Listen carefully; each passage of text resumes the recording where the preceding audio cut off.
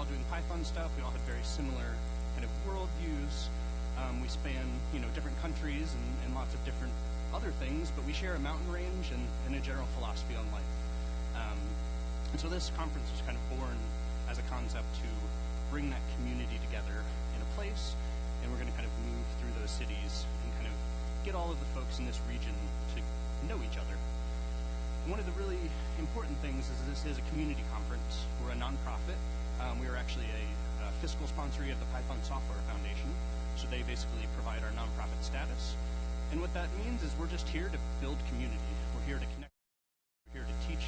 We're really just here to kind of enhance the lives and the community of the people in this region.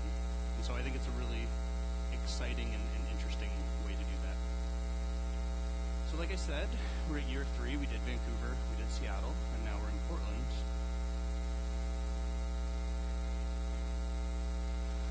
But this is not like a finished product. If you see something that can be improved, either improve it or tell us. We really, we are not up here thinking that we know how to run a conference and that we're doing it the perfect way. We really still don't know what we're doing. And so your feedback, your improvements, your engagement with this event will only make it better. And so we really do hope that you will kind of come to it with a spirit of generosity and really make this event the best that it can be. So these are our community values. This is the way that we like to act when we are in this space. So we're welcoming, we're supportive, we're respectful.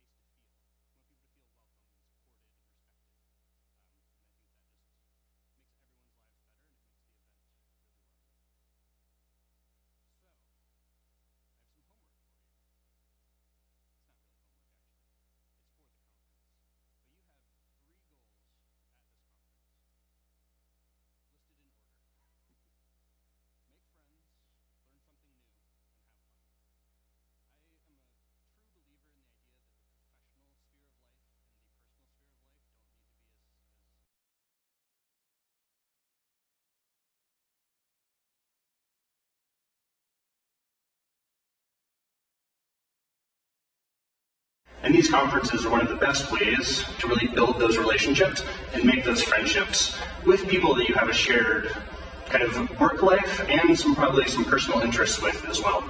So I really do encourage you to connect with the people here in this room and hopefully make some, lifelong friends in the industry. We also have this lovely stage and lots of amazing speakers. They're going to be teaching us all sorts of cool stuff. So this is a place to learn as well.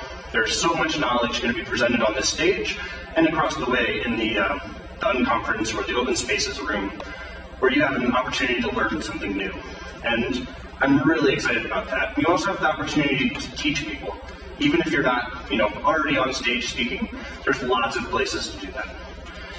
You also should have fun, right? This is a work event for some of us. It's a hobby for others. But the goal is really to have as much fun as we can while still being professional and having a good time learning and making friends. So that is your goal. So you might ask, how do I do this? How do I make this event what I want it to be? So we have one kind of simple rule that I like to kind of start off with, which is called the Pac-Man rule. And it's relatively simple. So the goal here is whenever you're standing or sitting in a group, try and always leave room for one person to join that group. Because when you walk, you can't quite figure out who to talk to and who to stand with. It really feels very exclusive and kind of like you're not. When you're standing, always leave room for people to join your group. And more memorably, stand in the shape of a Pac-Man. And when someone comes in, let them join and then you can readjust. It's kind of a fun little dance. So that's just kind of one way that we can kind of make the space feel more inviting, like as a physical thing. So we do have a code of conduct. I just want to note that the code of conduct is a minimum, it is not a standard. We expect much more of everyone in this room when you're in this space, but the code of conduct is kind of the bottom line of what we will not accept. And it applies to all conference-related spaces, online, any of the spaces in this room, anything like that. We follow a standard process. We have everyone on the Code of Conduct Committee has done training. We did a 4-hour training on how to handle this. And so we'll keep everything confidential if you report it. And so really, if anyone makes you feel uncomfortable, we really do ask that you report it to us. Even if you don't think it's a big deal, the more that we know about how this community is engaging with each other, the better. So.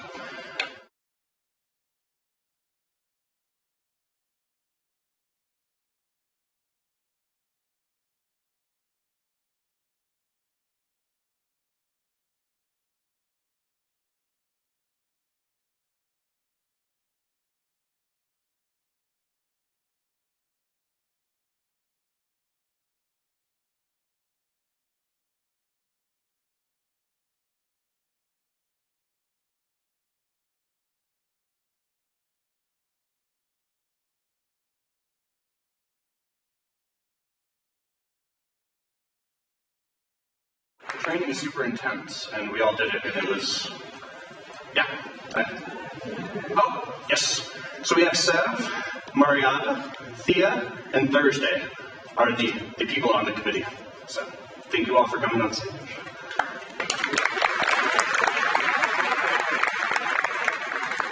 So those are the humans you can talk to. We also have a hotline you can call, which will ring all of our phones at the same time. We have an email address. We also have a Slack group notification. So yeah, there's lots of ways. Feel free to take a picture of this if you need to, and it's also posted, I believe, in the venue. But anyway, this is how you can actually report issues.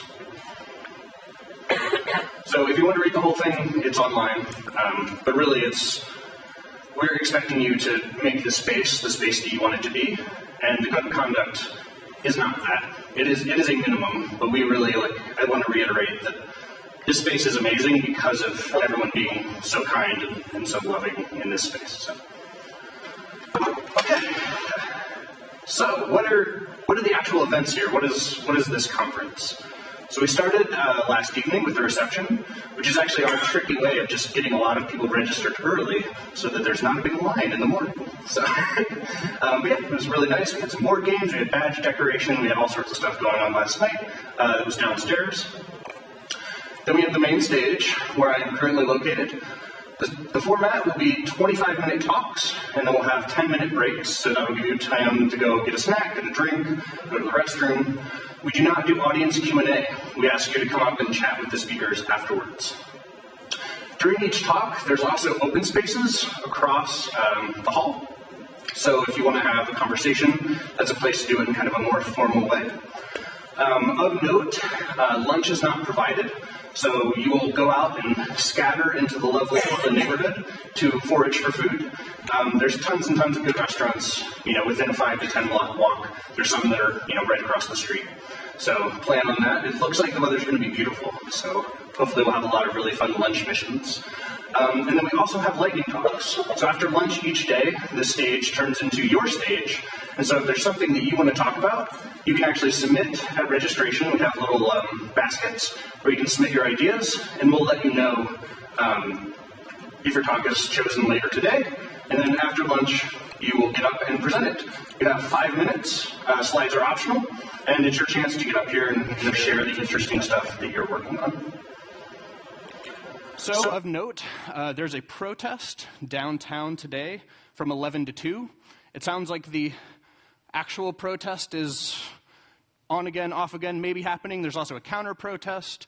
Basically, just don't go downtown for lunch is the takeaway. So kind of from 11 to 2, just kind of avoid the downtown area is our kind of recommendation there. Also, the lot in this building, you are not allowed to park in, and you might be towed. So if you are parked there, please move your car. You are allowed to park there afternoon and all day tomorrow. It's very confusing. We just didn't want to tell you to park there so you got into trouble. But just the best option is the street parking to the east. There's, I think, past like 15th, there's no restrictions or anything like that. So you can park there and not have to worry about it. So this is our group photo from last year. It's very exciting. We'll be doing one of these today in this room at the end of the day. So make sure to stick around and be a part of that. And then evening activities. So similarly, we don't buy any alcohol as part of this event. It helps us keep the cost down, and it also is just a nice thing. And so there's lots of stuff going on in Portland this weekend. One that I particularly love is the Portland Winter Light Festival. It's just these really beautiful art, light, kind of nighttime displays that are down along the river. So if you just look that up online, there's probably like 20 or 30 different like exhibitions and art displays, all kind of light focused, which is super cool. And that's happening tonight, so I would definitely recommend that, especially, I don't think it's going to be raining, so it should be a really lovely thing.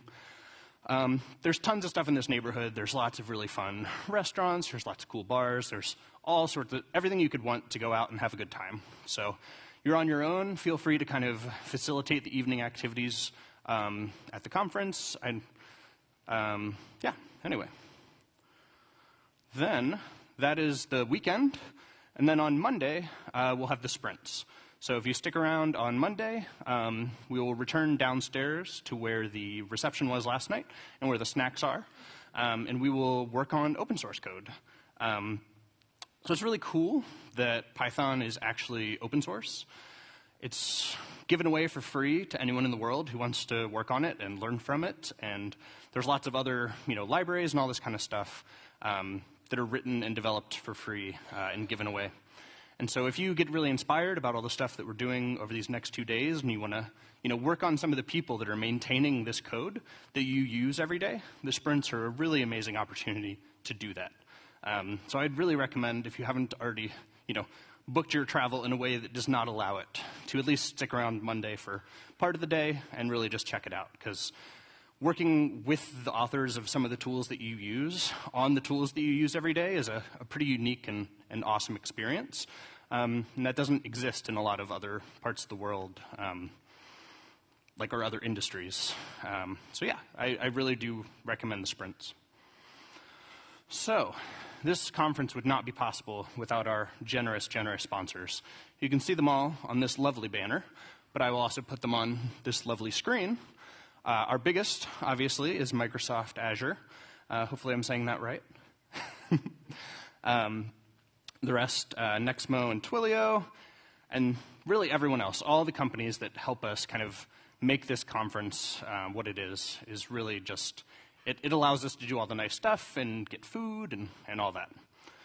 So I just want to say thank you really to everybody. The sponsors who really do make this possible, they're a huge part of our budget and make it possible to have it be a lovely space. The speakers who spend their time, writing slides and practicing and presenting to share all of the wonderful things that they know.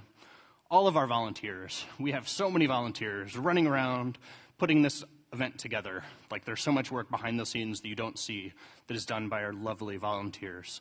And our organizers as well. Similar amounts of work. The one that I think a lot of people don't think about is the attendees, right? It would be a lot less fun if I was doing this and speaking to an empty room.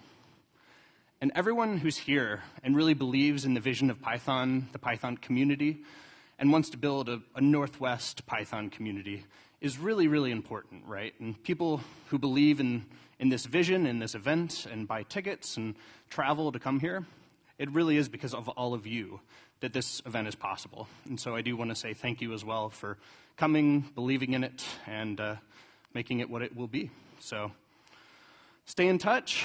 We have the PyCascades hashtag on Twitter, Instagram, whatever. We're at PyCascades.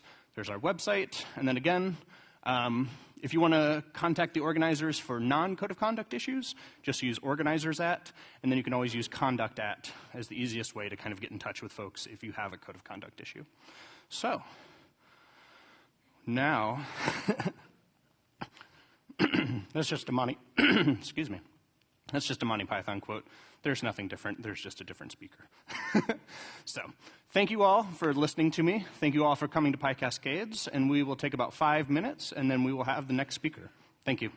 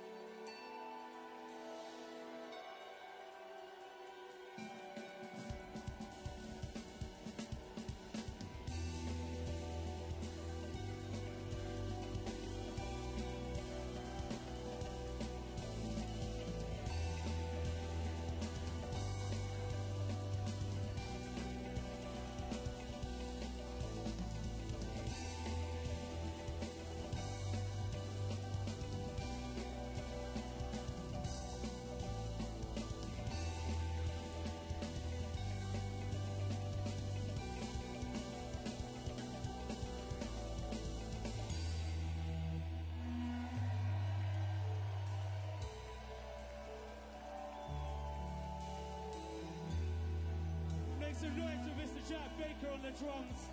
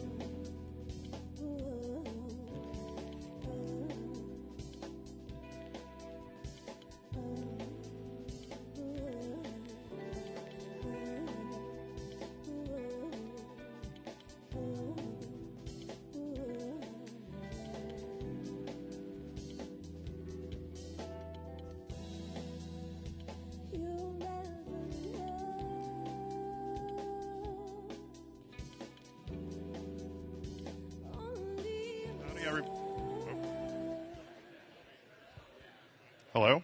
Oh, there we are. There I am. Howdy, everybody. Welcome to PyCascades. This is our first talk. It is by Andy Knight, Pandy Knight. And they're going to be talking about translating Django. So, thanks.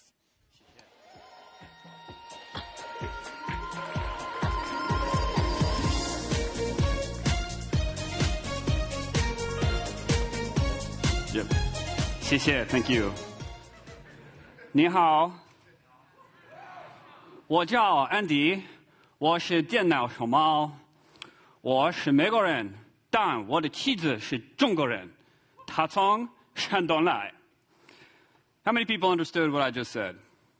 Couple, cool. What was I speaking? Mandarin Chinese, very good. For the rest of y'all, wasn't it frustrating that you couldn't understand what I was saying? Yeah, let's try again. 你好. So, my name is Andy Knight. You may know me as Pandy or as the Automation Panda. I am going to tell you a story today about how my family has overcome this translation debacle. You see, my family is from China. I've got a picture of myself here with my wife Jessica and her mama. Right now, we live together in Raleigh, North Carolina. We're a very, very happy family. And Mama and Jessica run a small business. We do small trading, import-export with China.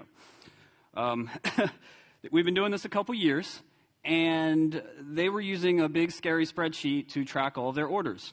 And I can tell you, anytime you find a big, scary spreadsheet in any business, there's an opportunity for a better software solution. So, me being a Pythonista, I decided I would help them by making a Django application to do all of this for them. The Django application is fairly small. I use data models to model customers, model orders, track order status. Django, being this beautiful batteries-included framework for web applications, it has this admin site that will automatically render pages for all of your data models and give you basic actions. So instead of trying to delve into JavaScript to make a front end, I just use the admin as our front end because only the three of us would ever be logging into this application. I host this on Heroku, and we'll see it in just a moment here. And also, pretty cool thing, I have a tie-in with Amazon S3 to upload and store images of different products and things. There's just one problem. You see, I don't really speak Chinese. What you heard was the extent of my language skills, and I practice very hard. In my house, the main language is Chinglish. My wife deliberately does not translate between myself and my mother-in-law, who does not speak English, because she enjoys the fun of it. True story. So, we have a problem with communicating between each other, not only as a family, but within our business of this application. So, my Django application necessarily had to do translations. What I'm going to do is I'm going to show you the app as a quick demo, and then I'm going to walk through how I did those translations. So here's my application. For anyone who's seen the Django admin, this should look very familiar. Let me blow it up a little bit.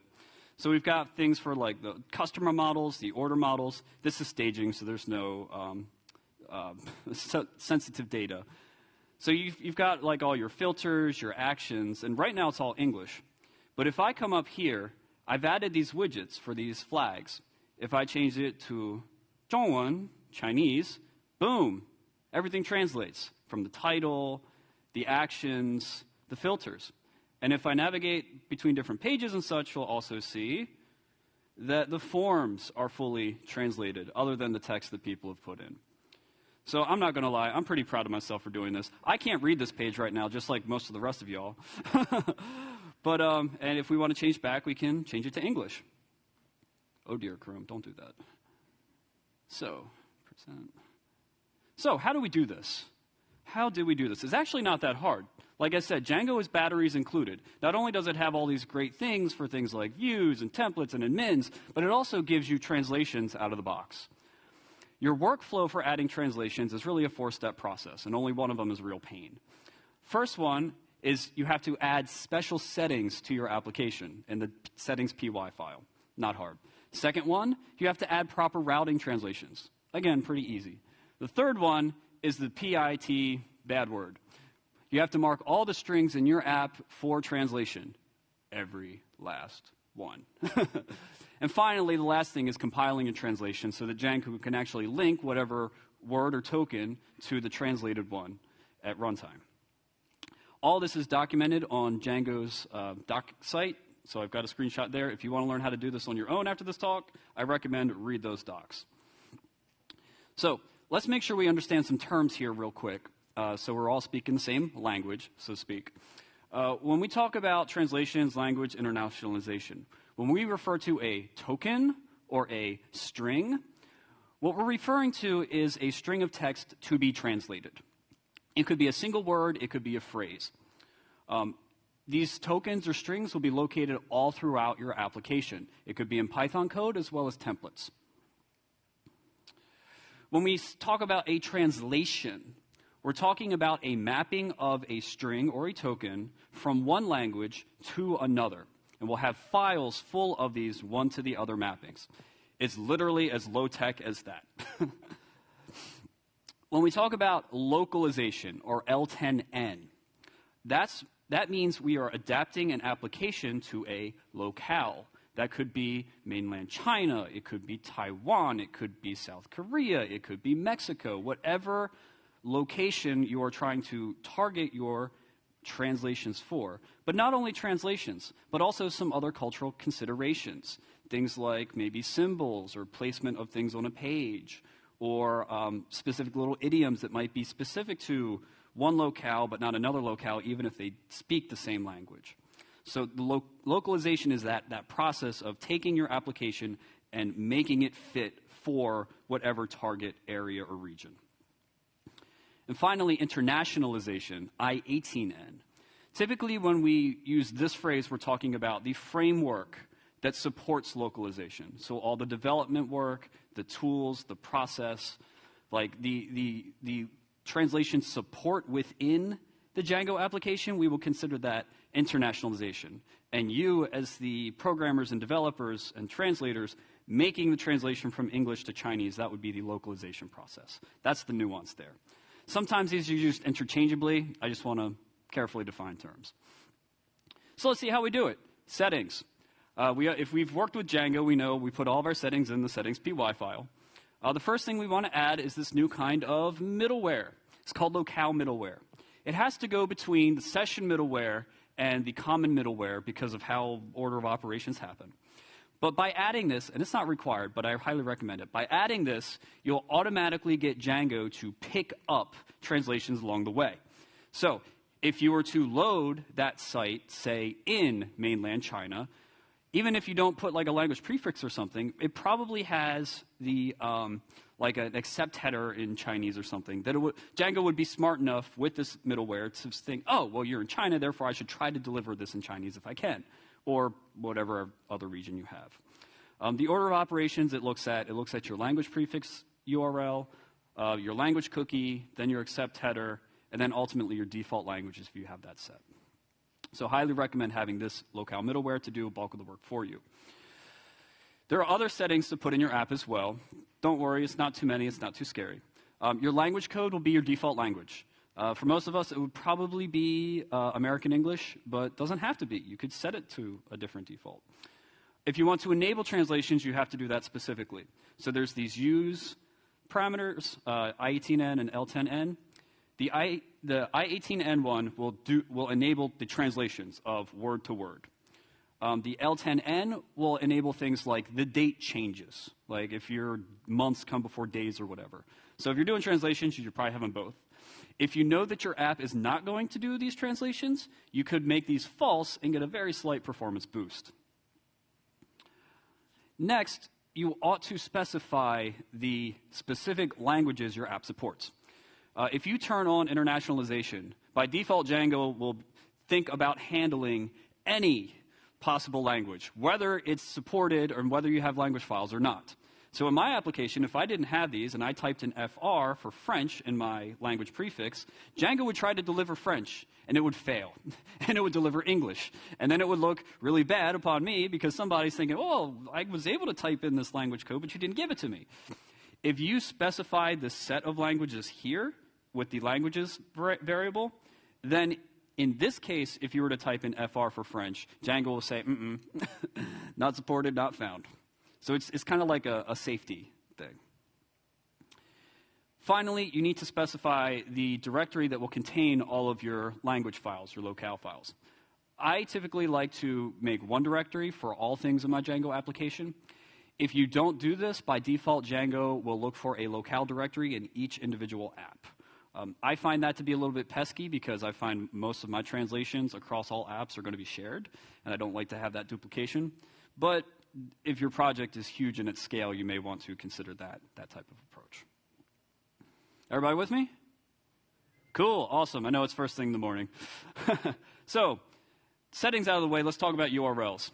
URLs are really, really nice for routing your pages based on, what you specify. Be explicit rather than implicit. So if I have my application's domain with my URL, if I were to type in at the front of it, myapp.com/en for English, that denotes I want the page to be delivered in English. Likewise, if I do /zhhans, that's 中国, ZH for Zhong, Middle Kingdom of China, that's the name for themselves, and then Han simplified versus traditional, that language code will give me a page in Chinese, and that's how the URL routing happens. You can also set a default such that if you don't provide a language code, kind of like normal URLs you might think of, you can have it go to a default language. And in my case, I wanted that to be English. To add these URL language prefixes is actually pretty easy. Much easier than the settings. This is probably the easiest part of the whole thing. From Django conf URLs i18n, you import the i18n patterns function. And just like where you would list out all of your paths for URL patterns, you simply put them inside this new function instead. So just like you put all of your paths, whatever they may be, boom. And that's it. Django will prefix everything for you. It's beautiful. If you want that default language choice, you will have to add this one extra parameter, prefix default languages, and set it false. If you don't do that, then you won't get that nice default behavior. So now, the most painful part, the strings. Everywhere in your application, you have strings. A lot of those strings get shown to your end user or the end consumer. So anything that a person's going to see will ultimately somewhere need to have a translation for it. Oy. So, how do we do that in Django? Well, within the Python code, we want to, from Django utils translations, import this getText function. This getText function will be kind of like the wrapper for all of our quote-unquote public text. It's very, very common within Django projects to alias it with the underscore character. Because if you're doing translations, you're going to see this thing happen all over the code. So one small character is going to be a lot better than a big string. So here, I pulled this example directly from the Django docs. With my view function here, my output saying, welcome to my site, you simply wrap it in getText. That will be an inline, as soon as this function's called, translation happens. And it will look into the language files, we'll see in a moment, and return whatever the appropriate translation is, if it can find one. Now, there's another getText function called getText lazy. Lazy translation will not translate the string at the time the function is called, but rather once that string is accessed in context. You may be wondering, well, why does that matter? Why is that a big deal? Well, there are times where you need lazy evaluation for these translations because the translations may not be ready yet. The biggest example would be your Django models. Things like the names or things like the metadata or the help text. You need those to be lazily translated and not translated in the moment. So here in this example, if I have a data model, and let's say I have a field, a chair field, I want to wrap its name in the get lazy, and the help text as well, and also the metadata. I always recommend just use get lazy or getText lazy for almost all of your cases because I've had times where I try to nuance between the two, and then I get burned later, and I can't figure out why my things didn't get translated. So you take a little bit of a performance hit with get lazy, but in my opinion, from a development standpoint, it's worth it. Now, you can also do translations in templates, not just in the Python code. So I'm sure most people who've done Django are familiar with templates. If not, something like Jinja or whatever. It's basically like, substituting in HTML for statically delivered pages. So just like the Python code will have strings, your template code has lots of strings to translate to. To translate them, use the trans tag. It's this little block like this. You can translate string literals. You can even translate variables, though I will caution you, if those are dynamic, you may have a little bit of problems compiling your translation files, but it's still possible. If you want to temporarily skip translation, but you want to kind of mark it like, hey, in the future I know I want to translate this, but I don't want to handle it right now, you can add a no-op to it. And that way Django will say, okay, I see the structure, but I'm going to not translate this right now. And then finally, if you have long text or verbose text, you may want to use a block trans instead of just the short trans. The block trans can also handle interpolated values and placeholder values, so that can be much more flexible. So if you have, like here, the string will have some value inside, that placeholder can be substituted in the translation file so that you can still have that positionality, which is really cool. Now, what about the admin site? As I said with my application, the admin was basically my front end. I didn't make a unique front end. I just used the admin site. You can translate the admin site as well. And here are some basic pointers for this. If you're translating the admin site, I recommend use lazy translations for all strings, because most of the strings are going to be from the models. Keep it simple. Also, as a bonus to you, the admin templates already have translations for many languages. So a lot of those basic actions like save and delete and all that, they're in there out the box for you, batteries included. I think I was reading release notes from one of the recent releases. I think they've recently added like Uzbek language or something. Like, there's a lot of languages available. It's really cool. When you do provide translations for the apps and the models, though, you want to be careful of some of the fields you use. It may be tempting to use the name field for translation, but a lot of times I recommend use the verbose field to avoid some kind of ugly problems that could happen. And also don't forget to translate your titles as well. The admin site, index title, site header, and site title, if you want that full, crisp experience.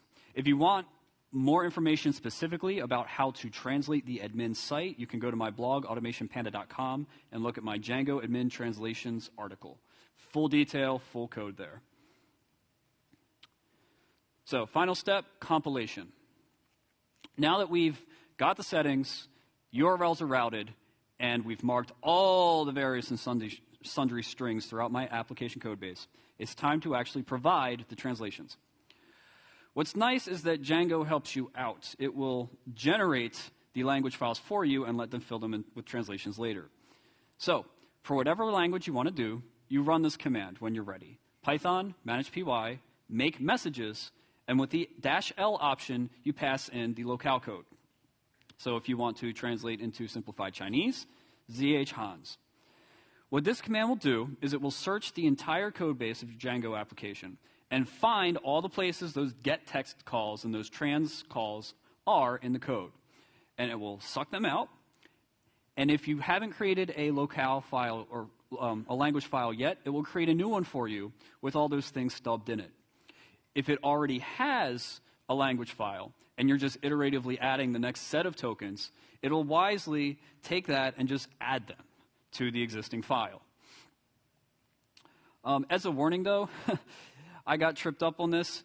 The command needs a locale name, not a language code. Yes, there is a difference. So zhhans apparently is not zhhans. Oh, I spent I don't know how much time on that. Don't make my mistake. But once you get this thing running with the proper locale code, you'll see that whatever your locale path was will now, boom, have these new language files in there. And you can do multiple languages. So if you wanted to do French and you wanted to do Spanish and German, you can do that too. But in there, you're going to see these .po files. PO files for each language map the token or string to its translation. And they look like this here on the right. You'll see a message ID, that's the original token or the original string. In my case, it would be in English. You'll even see where it came from in the code. And then the message string field will be right below it, and by default, that will be empty. Someone will need to provide that translation.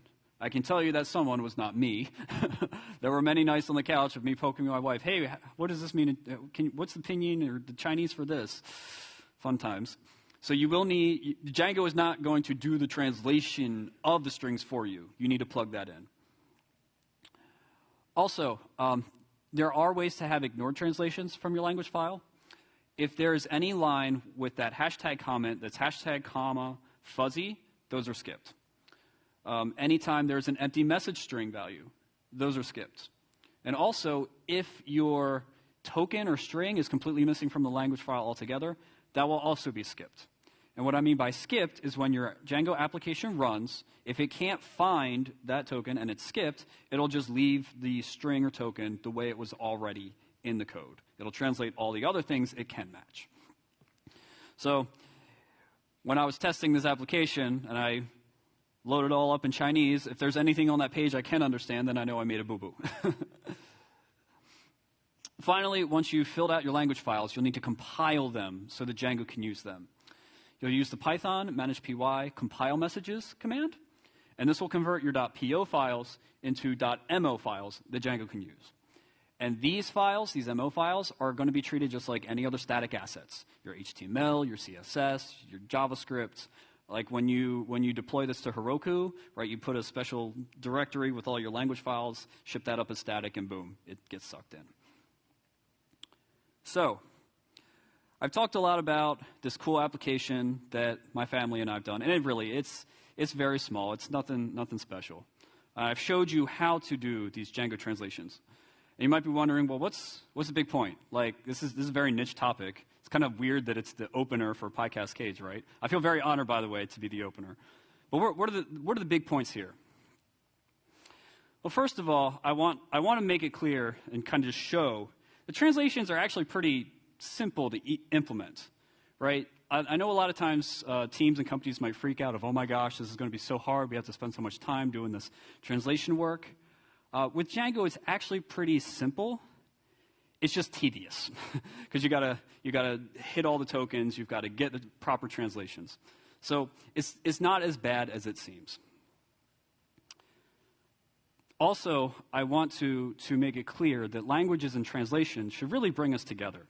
That's why we're doing this. This will help bring my family together. This helps bring companies and people and nations together. My father is a world language teacher in Baltimore County, and he's at Parkville High School. He teaches Spanish and German, and he's always taught me this, right? Languages and translations should bring people together, and that's why we do this. Side note, I know many of you on Twitter have been following me. My dad had a health scare back at the end of Christmas, and I can happily report he's on the road to full recovery. So, good news there.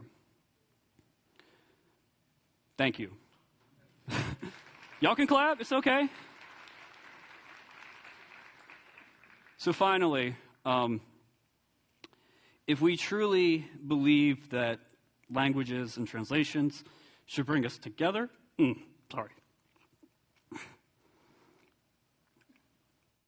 y'all know that my family is Chinese. And I'm sure y'all know that things are not so good in China right now. There is a coronavirus that is raging across the country. It's devastating families. The government, unfortunately, is not doing so many good things about this either. And it is absolutely heartbreaking. So what I want to say is that we should care about suffering and injustice wherever it happens. It's not something that we should downplay. It's certainly not something that people in the West should get racist about. That's wrong. But I do want to bring attention to it because this hits close to my family. It's close to many other families. And so as a Python community, I believe we would stand behind this. We should stand up for people. We should care about people. And we should not be silent on these issues. So with that, thank you all for your time. 谢谢。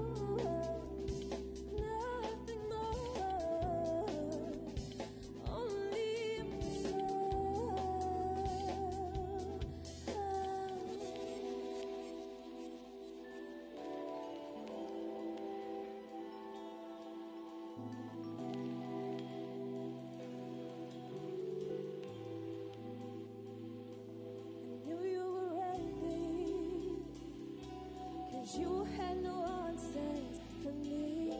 I knew you were ready. 'Cause you had no answers for me. I knew you were ready. I knew you were. You had no answers for me. I knew you were ready. 'Cause you had no answers for me.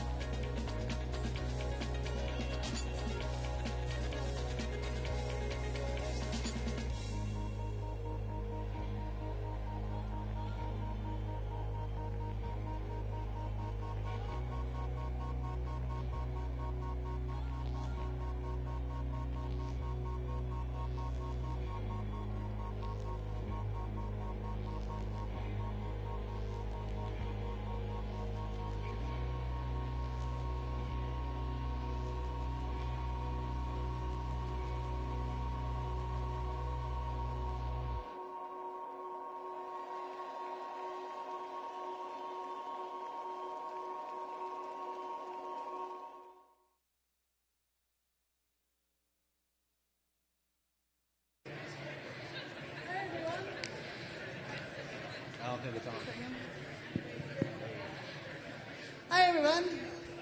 Hey, we're going to get started with this second session, and Froy and Jose are going to talk to us about Python, governments, and contracts. Over to you.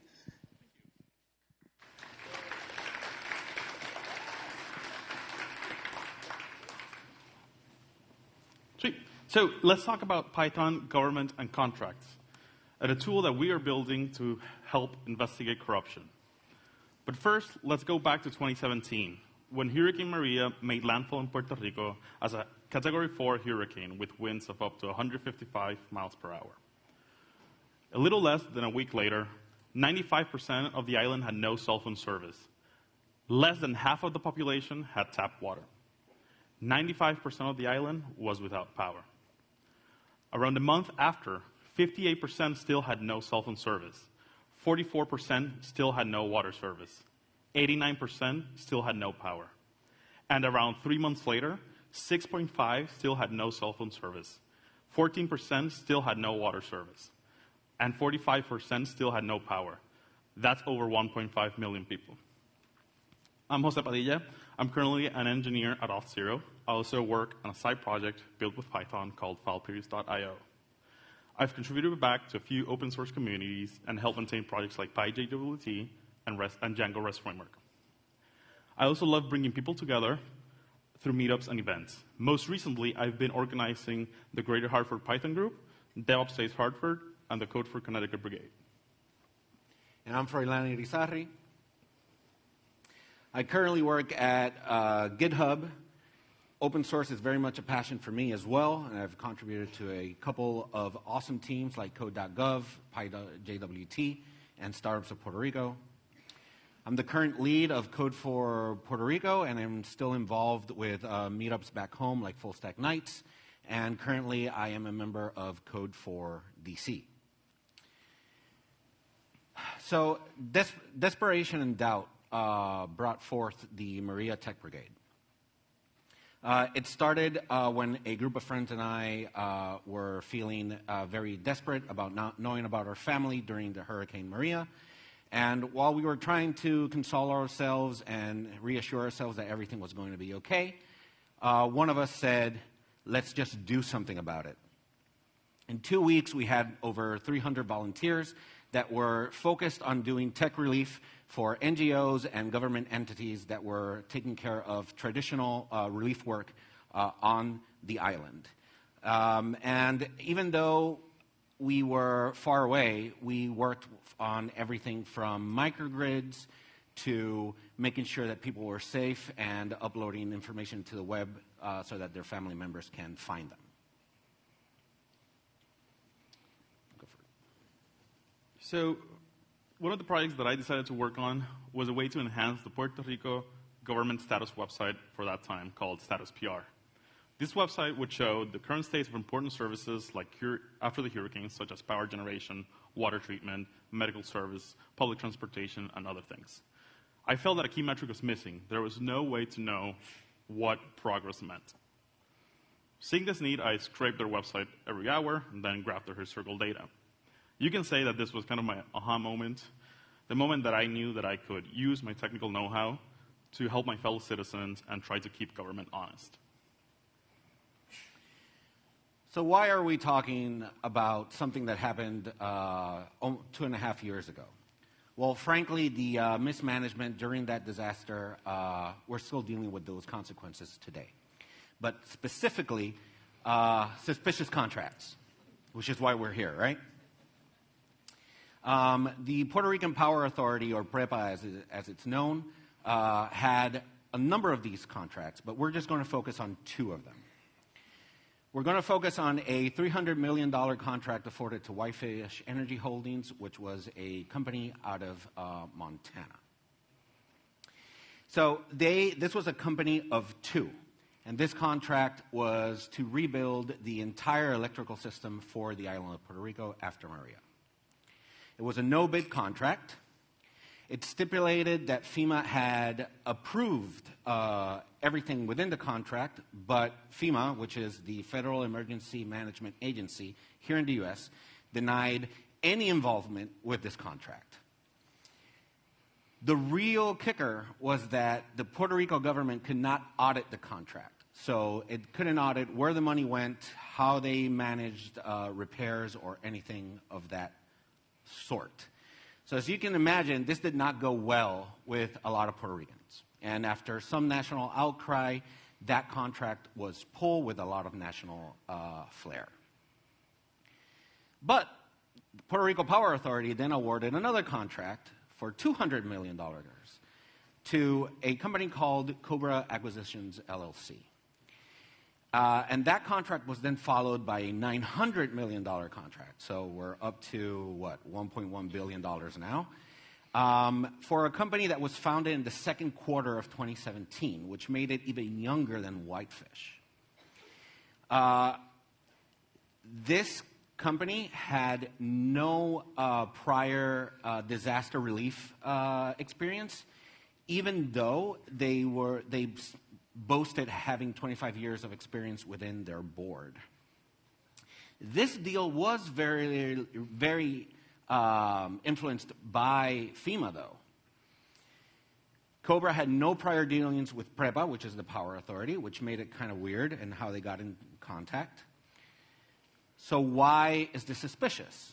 Well, in September 10th, 2019, a senior FEMA official, along with the CEO of Cobra Acquisitions, were arrested for defrauding the federal government.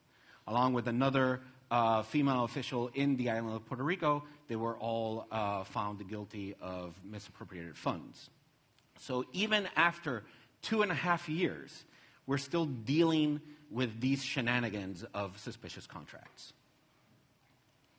About a year or so later, Jose and I were made aware of the Office of the Comptroller of Puerto Rico. They had a website that published all contracts made on the island by different entities. And this is it. So there's a couple of things we don't like about this site. First of all, it assumes that anybody that goes into the site knows about government data and how contracts work. There's no real way to know, like, what fiscal year is there, who actually made the contract. The documents are sometimes not there either. It has no real way to be consumed by machines. So whoever is doing some sort of data analysis to it needs to put a lot of time in just figuring out how to get this data machine consumable, which for us isn't ideal. As I mentioned, the contract documents, the PDFs, are sometimes not on that site. Users have to first petition the document to be sent to them, and sometimes they end up in the site, sometimes they just get to the recipient. So seeing that, we thought maybe we should do something about this, and Contratos PR was born. This was our, we kind of wanted to change that site and have it be useful for our communities back in Puerto Rico, specifically journalists. Thankfully, we do have other examples of civic work done both in the US and the UK. Specifically, the one on screen is usaspending.gov, where we got a lot of our inspiration into how to model our site. And here's Contratos PR. So we really wanted to give users a discoverability sense when they visited our site. So we decided not to make you search for you to see insights right off the bat. The first insight you can see on top of the search bar at the top of the page is how many contracts and the amount, the total amount per fiscal year. This gives you a pretty good idea as to what exactly you look at. We also give you 3 columns so that you could see that contracts, government entities, and contractors are 3 separate things that you could search within our site. As I mentioned, government data can sometimes be very hard, and not all of us, even people that work in government, sometimes have the complete grasp. So one of the things we decided to also do is create our own visualizations so that we can tell a story to anybody who goes to our site And maybe that way they can get more interested and into drilling down in the information that we have within our site. So we're at PyCascades, so let's go talk some Python and Django. The power and batteries included philosophy of Django really enabled us to get this project running quickly and let us hyper-focus on our project goals. Django's built-in support for full-text search with Postgres database provides us the flexibility to work on search and within our own main database. So instead of having to use something like Elasticsearch, this allows us to keep our complexity and costs down. So a big part of our effort is to get the actual contract documents. And like Froy was saying, these contract documents are not always available on the site. You have to go put your email there, and they'll eventually probably scan the documents and redact some sensitive information and then upload them. So we kind of use some Django admin actions to bypass most of that. So you can select a batch of contracts that still have no contract documents, and we'll request them for you. And just like with the batteries included philosophy of Django, Python has a great ecosystem of third-party extensions, and it allows us to minimize the amount of wheels that we get to reinvent. So, for example, we use Django REST Framework for our API, and it provides many of the features that our API will need, like filtering, pagination, throttling, authentication, and all that. Django REST Framework also supports Open API schema, which means we can easily generate docs and even client libraries. And although neither Freud nor I were not data scientists, knowing that Python has one of, if not the strongest data science communities, really sealed the deal for us. The controller site provides all this information with no real insight or tools to visualize it. And we want to help our users formulate their own questions and see what is possible with all this data. This is why we've worked on creating some of our own visualizations and strive not to recreate the experience of the controller site. We've also started working on our own trends section, which is still in its early stages, and we plan to provide more insights. Last but not least, the community. The attention to detail that the Python community gives to things that matter to humans is refreshing. So at first, when we were building this project, we created a Django app, and we eventually noticed that we wanted to provide an API for others to actually consume and build products or tools on top of this data. So at that point, we decided to kind of work on two separate projects, just an API that provides access to all this data, and a website that would implement what we thought was an interesting approach to visualizing and reading this data. So we have Contratos PR's API, which is just an API built on top of amazing open source projects like Django, Django REST Framework, Celery, Postgres, Docker, and a couple of others. Then we have Contratos PR's Web, which consumes that same API that we've built. It uses Next.js, which actually allows us to build on top of the React ecosystem without having that significant overhead of deciding how to set up Webpack.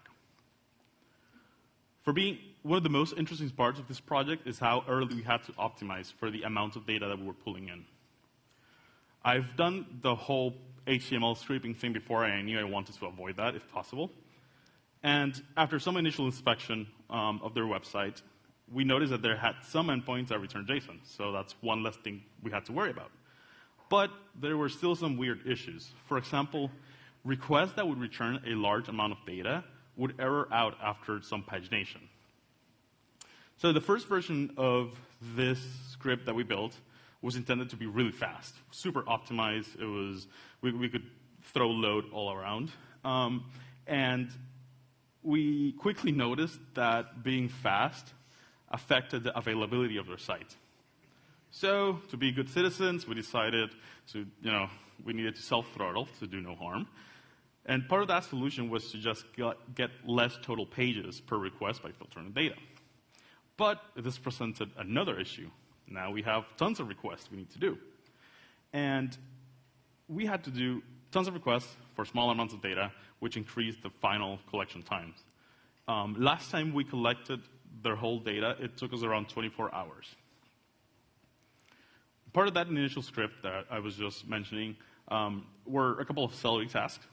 So we could distribute the load to a number of workers.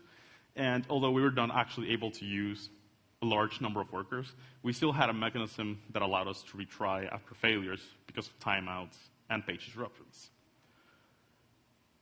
First, we start by collecting data from their site. Previously, to a couple of months ago, we had to collect all their data every time we wanted to get updates. But we've recently made this process more efficient. So now we can actually download what we don't have, and we've made that whole process more idempotent. As of today, we've collected more than 1.1 million contracts, including amendments. Second, we normalize and augment that contract with contractor data.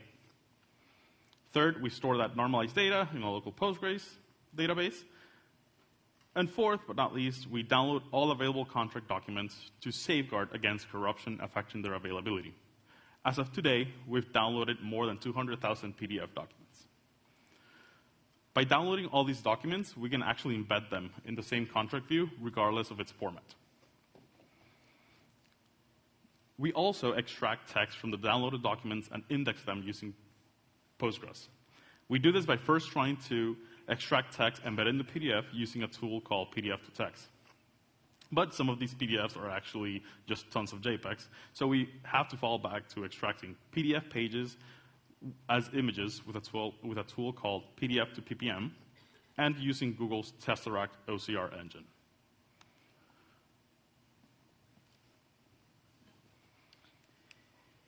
Open source and community are really important for us, and it has been from the start.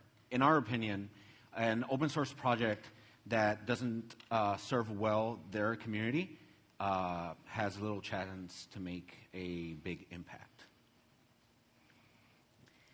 In the past, we've stated over and over again this love for community, but we noticed that creating community is really hard. And really time-consuming. And one thing we didn't want to do was try to create another community back home and stretch the civic tech community in Puerto Rico thin. So we joined Code for Puerto Rico. This gives us a number of advantages that we didn't have before. Primarily, we get the full backing of Code for Puerto Rico and thus Code for America as well. But it also gives us a sort of legitimacy with people back home, and they are now more enthused to collaborate with us. Transparency is also hugely important for us. It is the primary reason why we started with this project 2 years ago. And in the past, we said that we wanted to make our harvester logs available to the public. We are still working on that.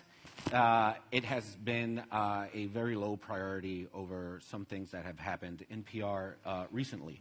But we also stated that we wanted to put our financial information within our repositories to show exactly how we're managing this and what is the actual cost. And so we did. If you go to this URL, it will filter our issues in our main repository, and we'll show you all the issues, a total of 2 for now, that are with our financial information. One of them has our historic information since November 2018. So since that time, we have paid close to $500 for Heroku hosting, close to, $250 for Compose database hosting, for a grand total around $750.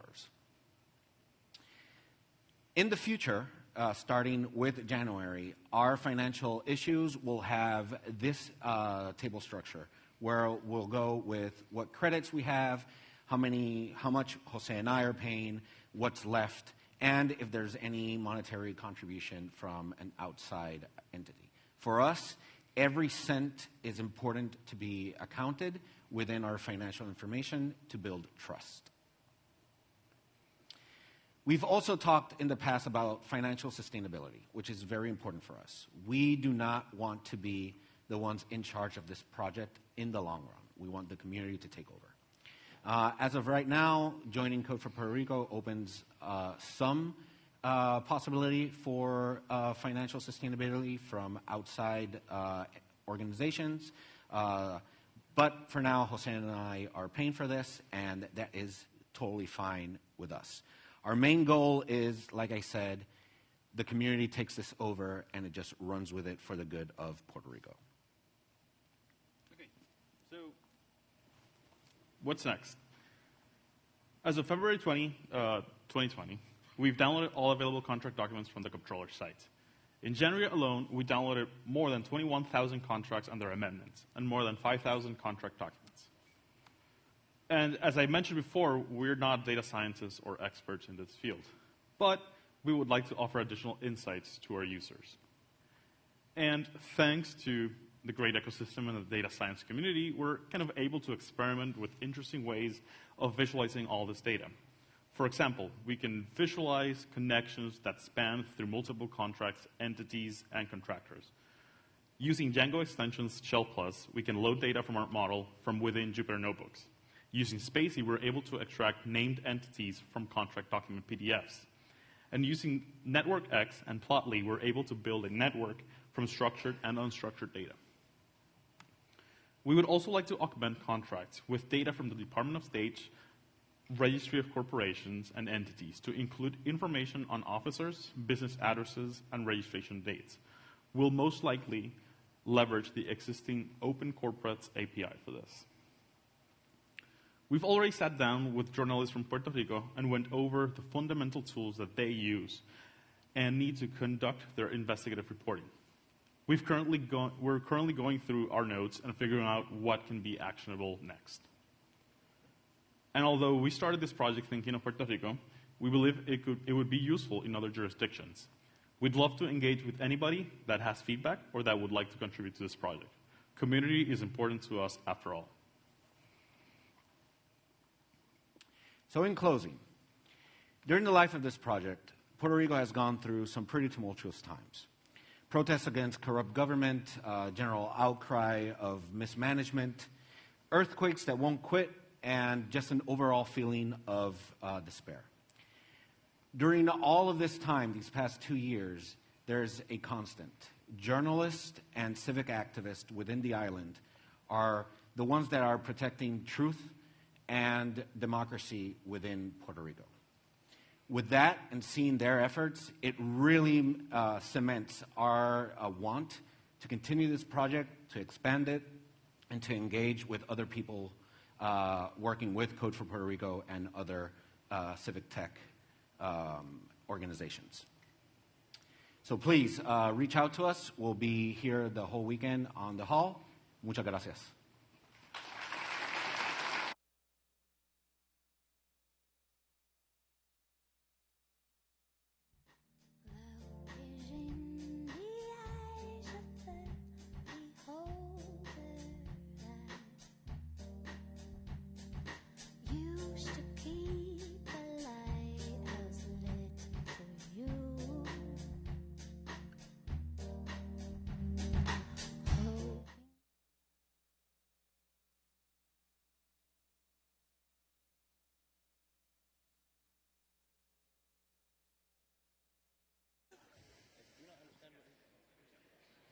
Let's go talk to him.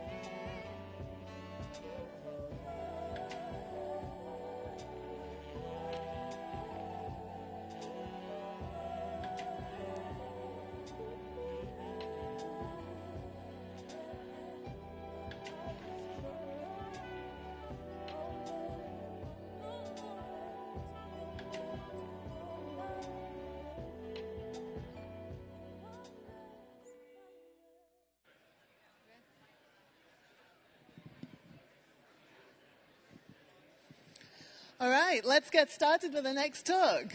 Next talk is 9 Years of PyLadies, Lessons Learned and What Comes Next from Elaine, Marietta, and Lorena. Over to you.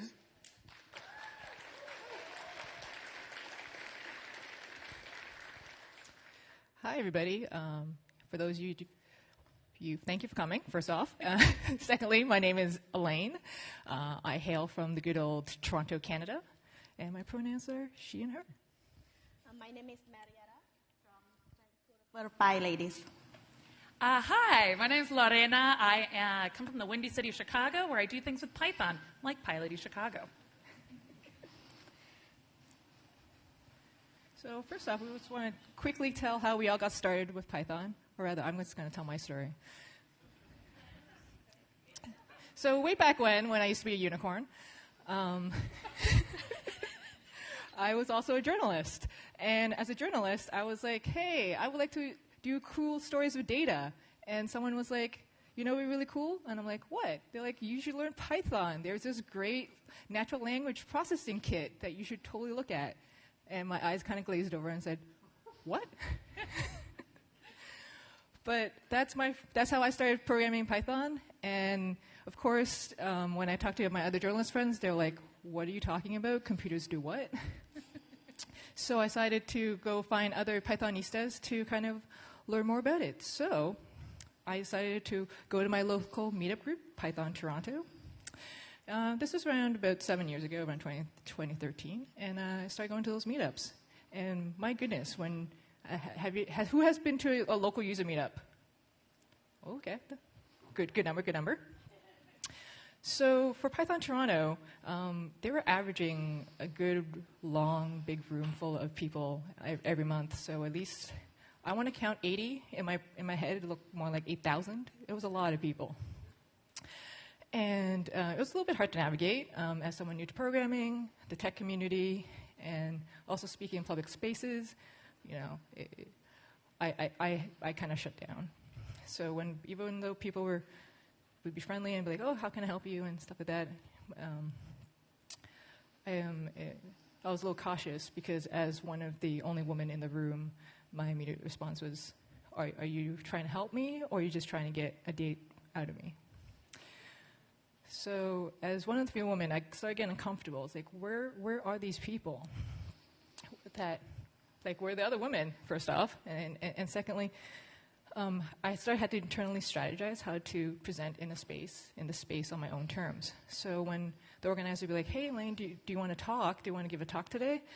I had to always take a step back and kind of ask, oh, are you asking me because I'm the only woman in the room? Are you asking me because you think that I'll actually make a good speaker?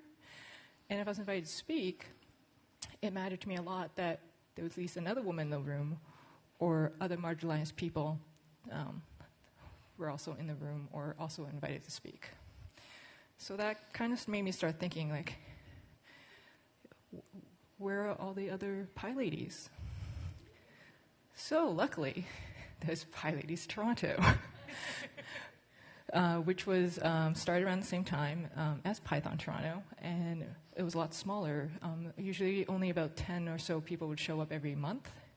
So it was a small yet mighty group of mostly women who were super interested in learning how to program, and we would try to bounce ideas off each other. But of course, this led to the ultimate question. So where are the other people in this community that look like me? So for example, as a journalist, when I go to Python Toronto meetups, I get the immediate, oh, you aren't a programmer.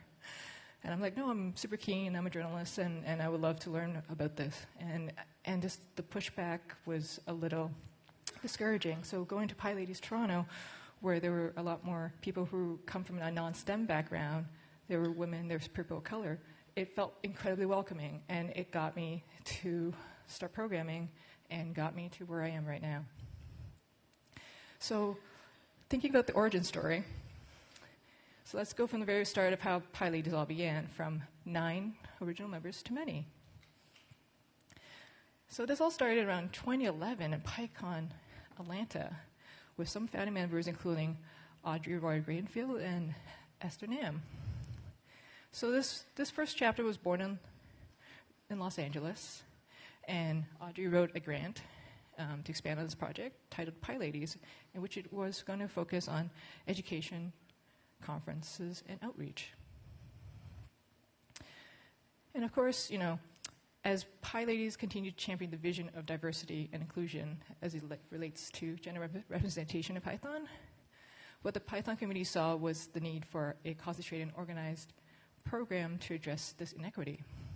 So in 2012, the PSF set up PyLadies as a direct project, or basically a fiscal sponsorship, where the PSF officially manages the finances related to PyLadies, making PyLadies an official PSF project. Additionally, the PSF obtained the rights to PyLadies' name. So we got it. If you use it incorrectly, they come after you now. Of course, once you start one chapter, there's got to be a second one. So shortly thereafter, a second chapter was born in San Fran and was founded by Lynn Root in 2011. And so now, PyLadies are now, as a community, is now scaling. How exciting. So from PyCon 2011, where it goes from 9 people becoming like an official, and now it's becoming an official project by PSF, and now there's a second chapter. Today, an international mentorship, and now it is now an international mentorship group with a focus on helping women become more active leaders in the Python community through several fronts: open source, education, networking, and community. Feel free to read our mission statement. It is very long and very important. That's the most important part. So, does this mission still reflect the needs of the PyLadies community today? So when we look at these 3 pillars, education, promotion, and outreach, how has this been successful, and what has worked and what doesn't work? But as we go from the past to the present, let's start by celebrating our wins, because we've come a long, long way. Over to you, Marietta. Thank you. In the past 9 years, PyLadies has grown. We now have more than 90 chapters worldwide across numerous countries. Each of these chapters are volunteer-run. They run events and workshops targeting women audiences. PyLadies community provides the opportunity for women to learn from other women and help grow their career. PyLadies community have helped grow a new generation of women speakers and open source contributors. And the impact, if we look at the history of gender diversity at PyCon US, 9 years ago, only 1% of speakers at PyCon US were women. By 2016, 40% of speakers at PyCon US were women. This number, thank you. This number has more or less remained consistent. Since the beginning of Python, for more than 20 years, there was no female. There was no female Python core developers at all up until 3 years ago. And at Python Language Summit 2015, no women at attendance. And Guido van Rossum talked about this in his keynote at PyCon US 2015. I was there in the audience. I was there, listened to this message in person. I was able to attend that PyCon only because of the financial aid provided by PyLadies. Gosh.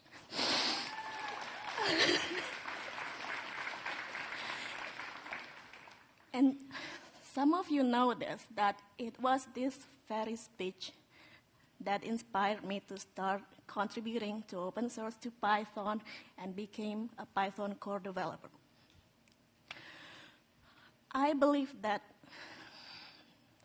when women can see other women being present, participating in open source, when they can see themselves represented, they got inspired and do the same.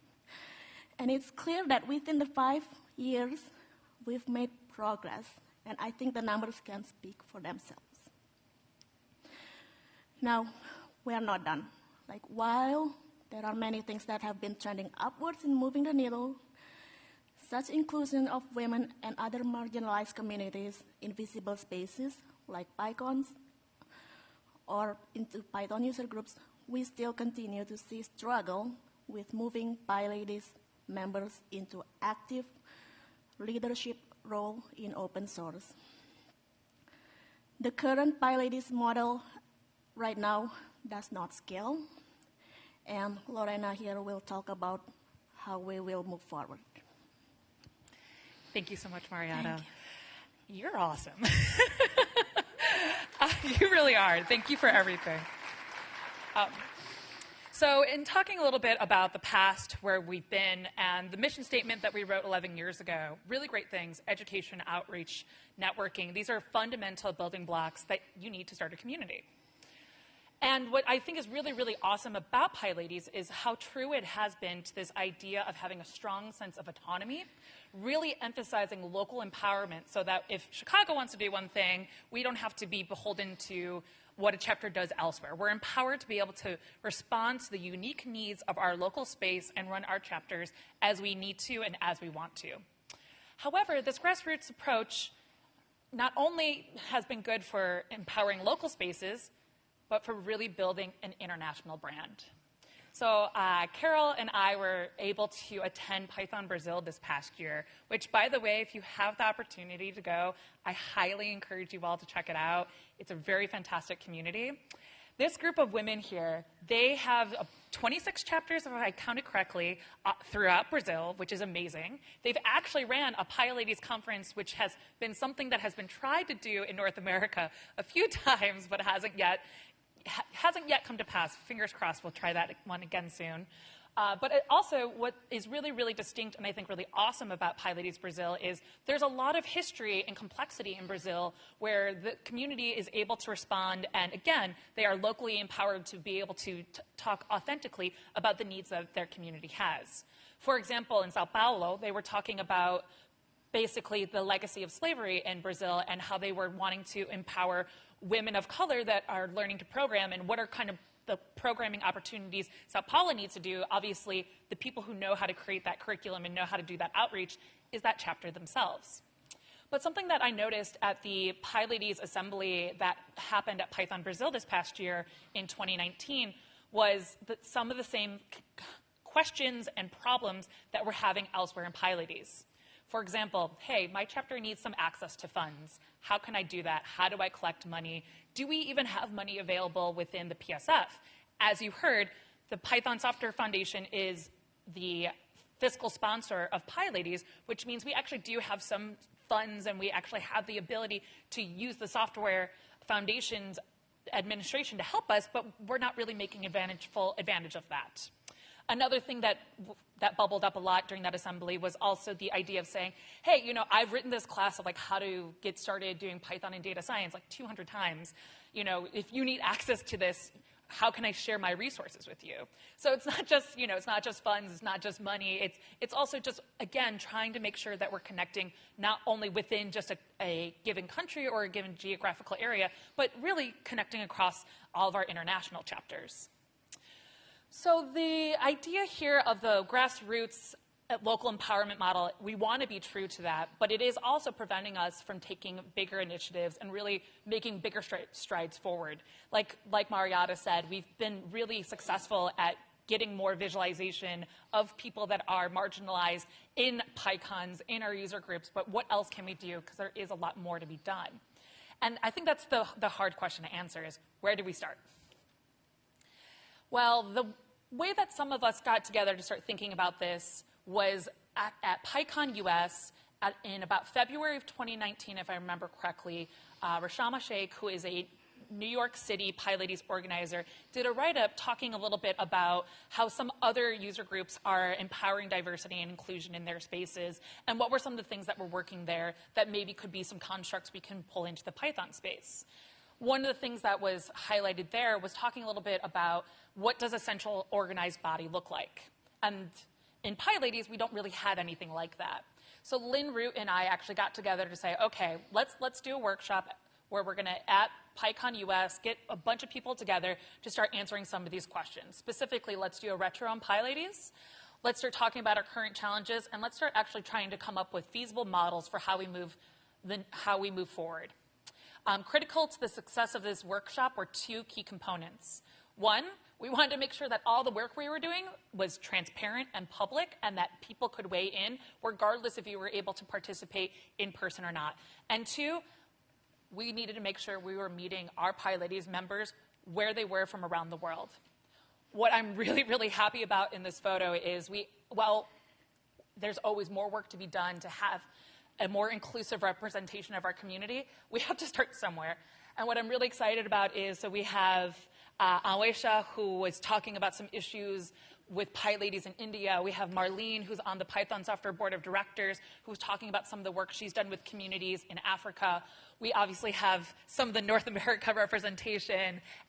We have Tanya Allard, who is from Mexico and organizes in the UK. We have Katya, who is right back behind in the back row, Katya Lira, who is from Mexico and helps run PyCon Latam. But we were able to actually start pulling people in, and I think doing something that PyLadies just hasn't really done, which is making sure that we have a global representation in the room. One of the big takeaways we had from that initial workshop was actually saying, hey, let's start getting like a formal mechanism for how we can do governance in place. And part of the way that we started thinking about how we can do this was by looking at other inclusion-minded groups in tech, such as Women Who Code, Women in Machine Learning and Data Science, and Our Ladies. One thing that we really liked about the Our Ladies community is, like us, there's a strong sense on autonomy, there's a strong sense on local empowerment, and they have a nice model that kind of is a choose-your-own-adventure for how you want to participate. On GitHub, actually, we came up with this model where we essentially would allow two opportunities for people to be involved with the PyLadies global brand. We would have narrowly defined project teams that will be open source managed teams. So for example, if you want to work on code of conduct, or if you want to work on marketing and branding, we would have these GitHub focused teams. And then those would all report to a larger group, this PyLadies Council. Part of then, when we came from this model then to actually saying, now let's actually see if people like this, we've been doing a lot of outreach, and I'm really excited about this. So we're proposing to have an election come this PyCon US. We're going to start very heavily recruiting. Well, actually, I guess we're already doing it.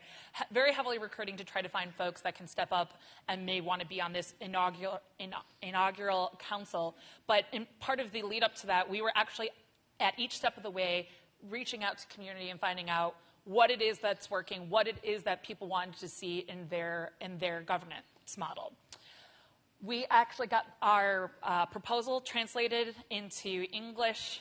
Well, it was written in English, translated to Spanish, Arabic, Mandarin, Portuguese, Russian, and French. And yes, we did use Python volunteers for that. So from PyLadies, the PSF translations group, our community came and helped and represented. So we got that translated into all those languages. We also were having very, very formal dialogues about making sure that when we build this model, we really are building it from the perspective of thinking of diversity and inclusion. And one of the things that our community was saying was, in this group, let's make sure we don't have an over-representation of one geographic area. So we actually are putting in some kind of quotas for how we can balance geographic representation with this group. The organizers then came together on our proposals, and we then said, okay, how do we want to select this group? Is it going to be a public election? Is it going to be nominations? How are we going to do this? So yeah, we did actually, we're working very hard to get folks to weigh in, and we did actually have 33 chapters contribute and vote and say, hey, we want to have a council that's going to be both nominated and elected. And so now for the big takeaways, what's next, you may ask? It's our election. So we're actually going to time the PyLadies Global Council election to be the same time as the Python Software Foundation Board of Directors election. So the timeline is, again, everything's on GitHub. So the timeline is actually going to be, we're going to open up in May for people that want to self-nominate or if they want to run for election. So if you self-nominate, you can either fill out a form or you can participate in the election. We're going to offer two mechanisms. And then the voting will actually happen in June of this year.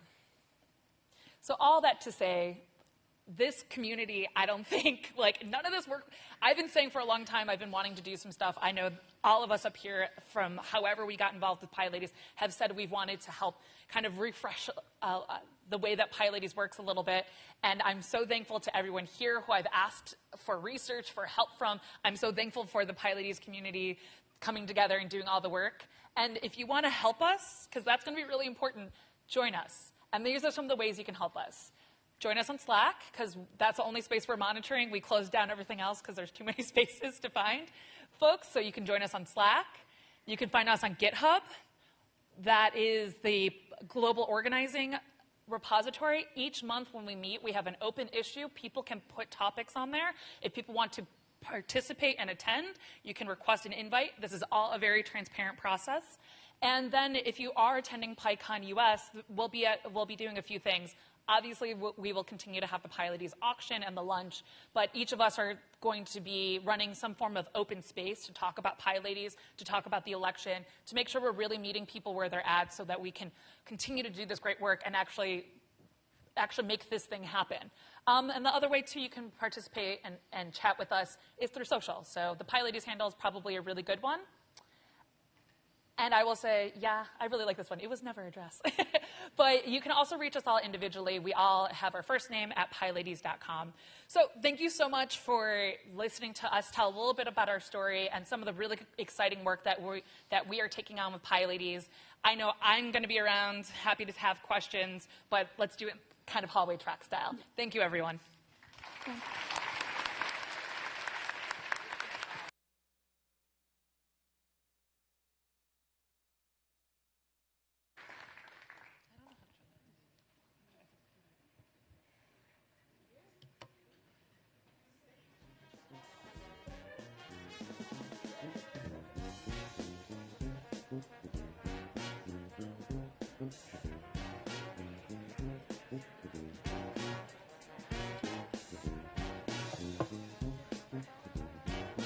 Hi, folks.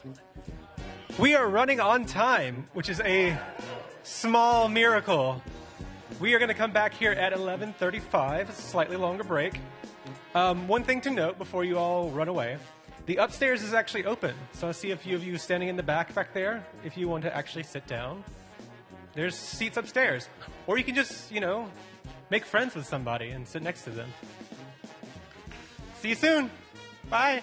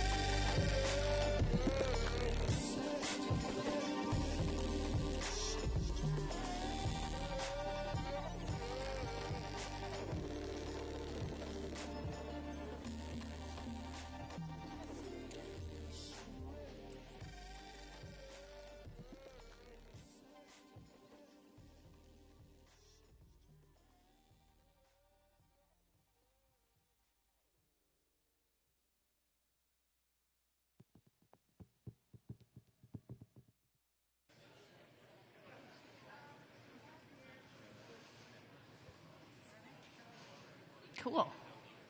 Now I can get a selfie. Oh, I'm already talking.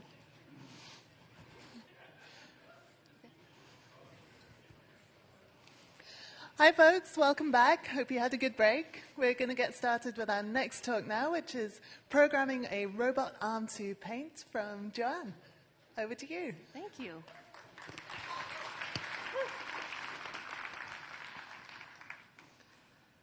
Hi, guys. My name is Joanne Hasty, and I'm a painter based in Vancouver, Canada. I'm a self-taught painter, and I'm formally trained as a mechanical engineer. So I was trying to find a way to merge my engineering background with my art process, and wanted to try painting with a robotic arm. And one of the big unknowns in this project was, could I program? So today I'll talk a little bit about my process of learning Python.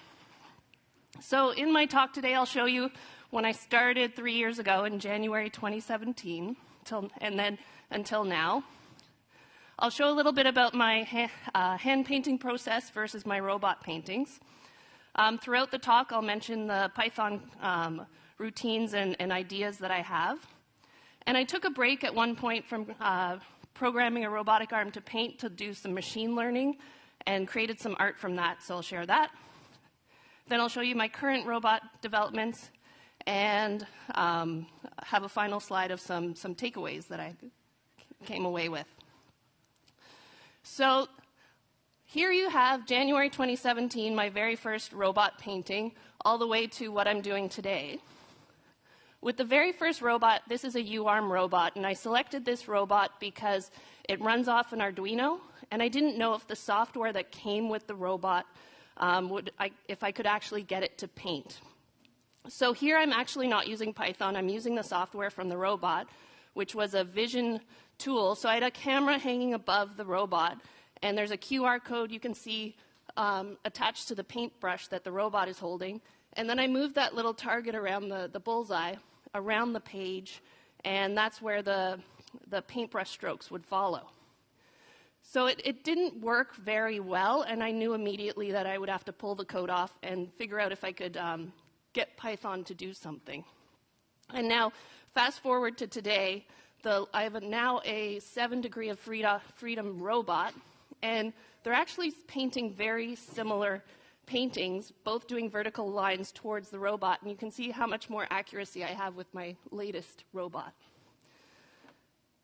But we'll keep going through the evolution and start with that first robot. So here are my first drawings with the robot, now coding with Python. Is anyone in the crowd familiar with G-code? There's a few people. Mechanical engineers I spent a full course doing G-code, and that's where you're sending a CNC machine around in space to cut parts, or I was using it to cut aluminum parts. So that's the philosophy I took when I started to code with Python. And one of the first pieces of code that I used to get the robot to move is I actually make it do a spiral around the page. This lets me see what are the extents of the robot. And you can see and then I can also find out what happens if I send the robot to a location it can't reach. In this case, it ended up pulling back and snapping back. Another problem with this robot, it could actually tip itself over.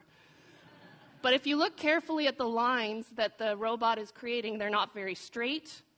They're sometimes touching the page too hard, sometimes too light. There's a lot of wobbles. The second one, I actually took a vector drawing and tried to get the robot to draw that. And that's actually my signature, which I can kind of see it in there. I know what it was trying to do, but it didn't do it very well. So that definitely made me want to go use a paintbrush, which is a little more forgiving.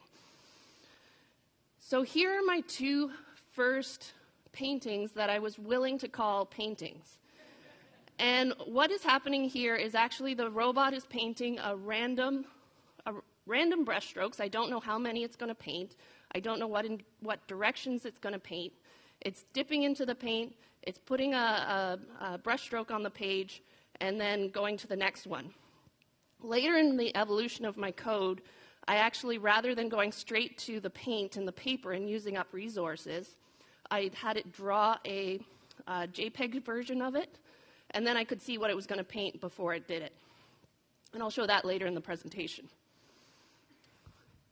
But now that I'm doing a lot of abstract robot paintings, I get a lot of questions because most people in Vancouver are familiar with me painting for 15 years cityscapes and landscapes.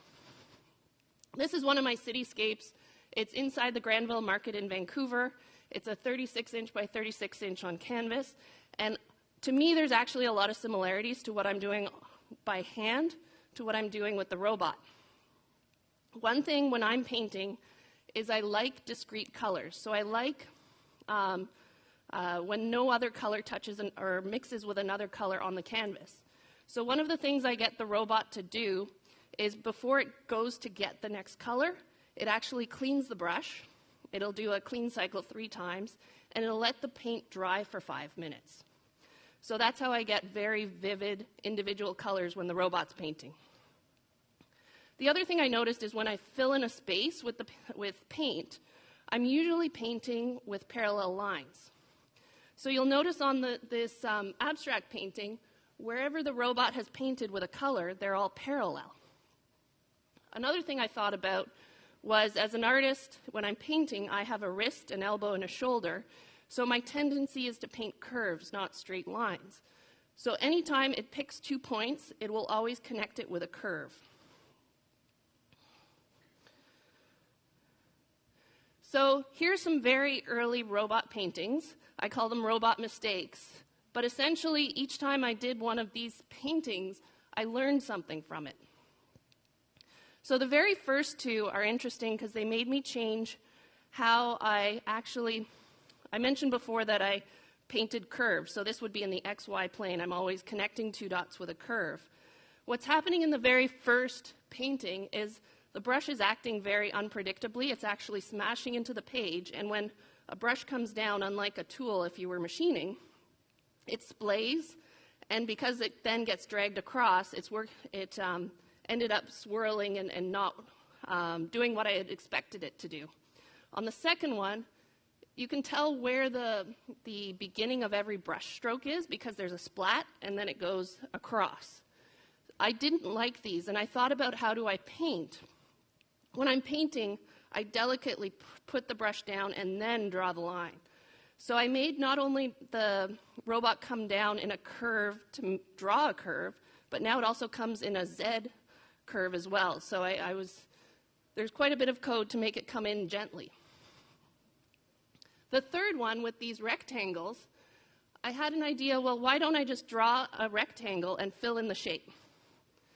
And my intuition was completely wrong there because it didn't actually go back and forth like a CNC tool because there's that brush lag. So when you bring a brush down, it drags across. So it actually was delayed where it was, and it made these ziggy zags down the page. So that made me realize that every time I make a brush stroke, I actually have to pick the brush off the page. The next two, the two bottom ones, the very dark one and the green one, those are actually the same painting. You can tell because, I don't know if you can see the top two blue marks, they actually come down as diagonals. They're both on each one of them. I actually went out for a run while the robot was painting. At this time, paintings could take 2 hours, 4 hours, so I went for a run, came back, and realized I hadn't put the toggle on to clean the brush between brush strokes. So regardless of the color, the paintbrush kept grabbing more and more paint. So I not only learned about cleaning the brush, and I then automated that in my code, so as it's reading a CSV file of all the brush strokes it has to do, it actually, if color changes, it toggles it to clean the brush. But I also noticed that the brush strokes get really thick if you don't clean the brush. So I needed to actually clean the brush throughout the painting process, even if I'm not changing colors. The final one was kind of a beautiful mistake, or I thought it was beautiful. When I'm creating randomized brush strokes now, I have a shape palette, so it randomly grabs a shape that it wants to fill in with color. And it was actually only grabbing one type of shape, and then it was rotating it 360 degrees and trying to fill in that shape with brush strokes. So every single composition that I ran kept coming up circular. So I thought that was quite beautiful, and I wouldn't have come up with that myself. It was actually a bug. So one of the things I've learned is creativity loves deadlines. And there was actually a robot painting competition in 2018. This was the final year of this international competition. And so April 2018, I had to get 6 paintings done for this competition. And the rules were there was no robot interaction, so I couldn't fiddle with the code or do anything while the robot was painting. You had a maximum of 8 colors. I had to have video proof. So each one of these 6 paintings I entered ended up, there's a YouTube video associated with it, and there was public voting. Because of the public voting, I ended up focusing on doing still lifes. That's the top row. And what the advantage of still lifes is people are familiar with flowers, and I thought doing something more realistic would get the public votes. And these ones basically took about 8 hours to paint each. But through these, I developed a process where I'd have 3 pieces of code that I would run individually. The first one being a Python code that generates brush strokes based on an image. Then I had another piece of code that checked the strokes. There was actually a bug in my code. Remember, I'm self-taught, so there's many of those. And due to the trigonometry of painting all of those curves, once in a while there's a brushstroke that goes off into space, and you don't want to send your robot off into space and tip itself over, break, or anything like that. So I'd have a code that just makes sure everything is in the space. And then finally, I would have Python code going back a little bit. When the Python code generates brushstrokes, it creates a CSV file of all the places it has to go on the page. So Now I had another piece of code that would then run the robot and go through all of those brushstrokes. So after that competition was done, I wanted to start interacting with the robot a little more and focusing on the mark making. So the washy pink background on the layout you see here is actually me painting by hand, and then I have the robot put brushstrokes on top.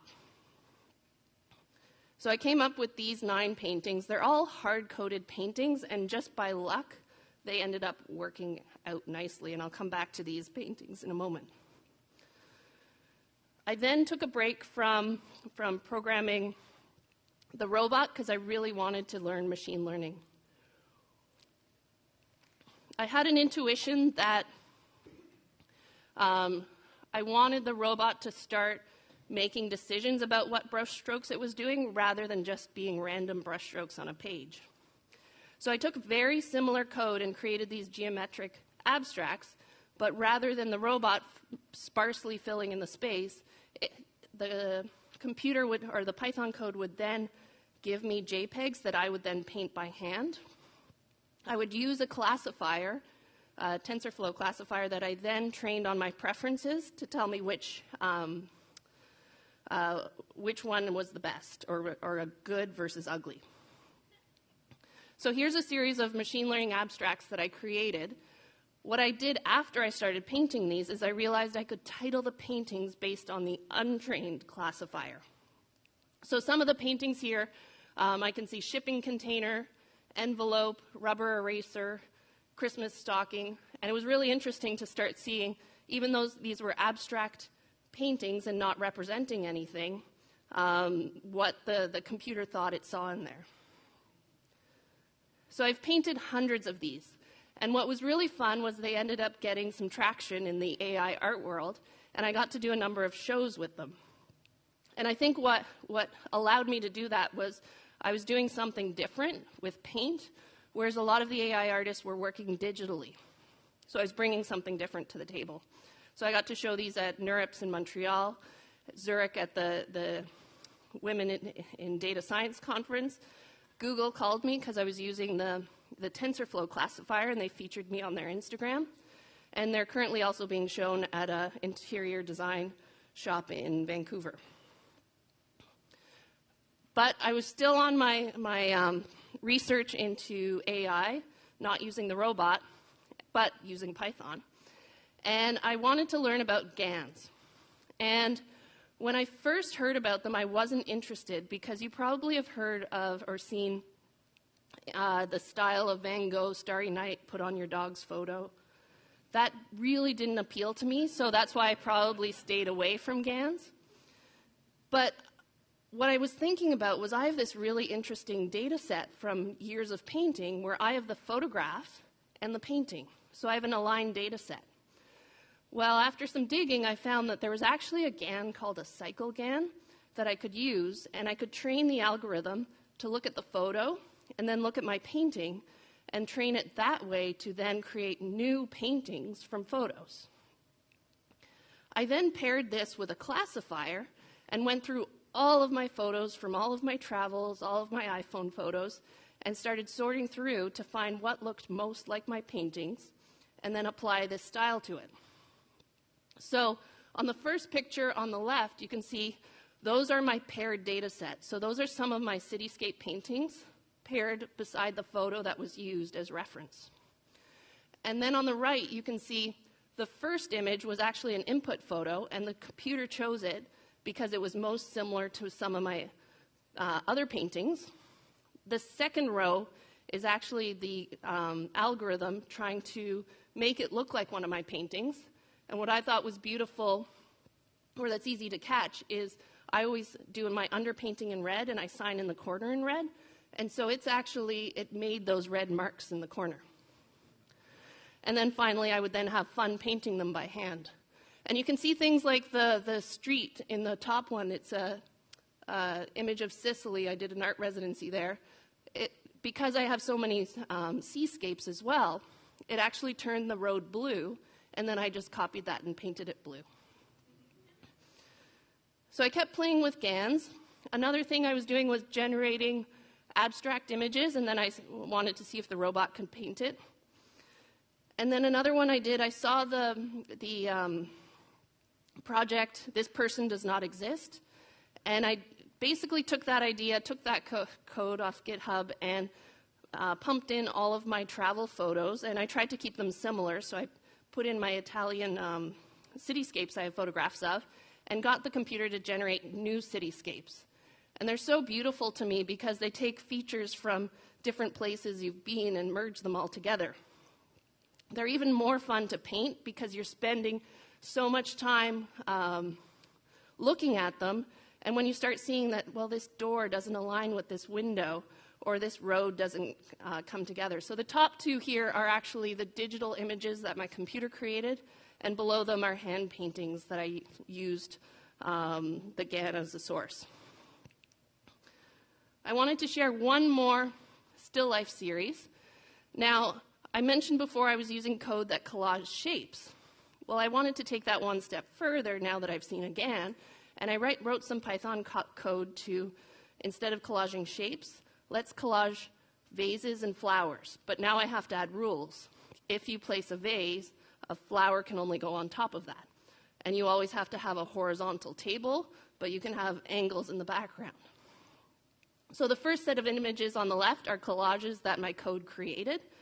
And the second set of images is actually a GAN I trained to take the collaged images and turn them into Matisse paintings. So the middle set, I actually aligned them so you could see what the GAN is doing. And what I thought was beautiful on the top one is it's actually putting fruit on the table. So you can see a lemon was added. And on the second one, if you're familiar with Matisse's work, his family was in textiles, so he always has tablecloths in his art. And so you can see that blank tablecloth that the picture with flowers is sitting on suddenly has a pattern to it. So I thought these were quite beautiful, and so I started painting them. So here you can see another set where you can see the collaged Python image, what the GAN did to it, and then what I hand painted. And I'm still working on this project, but one of my ideas is over time, the more I paint, I can now train the GAN with my paintings rather than with Matisse's paintings, so there will be an evolution of the output from it. But this talks about robots, so let's go back to robots.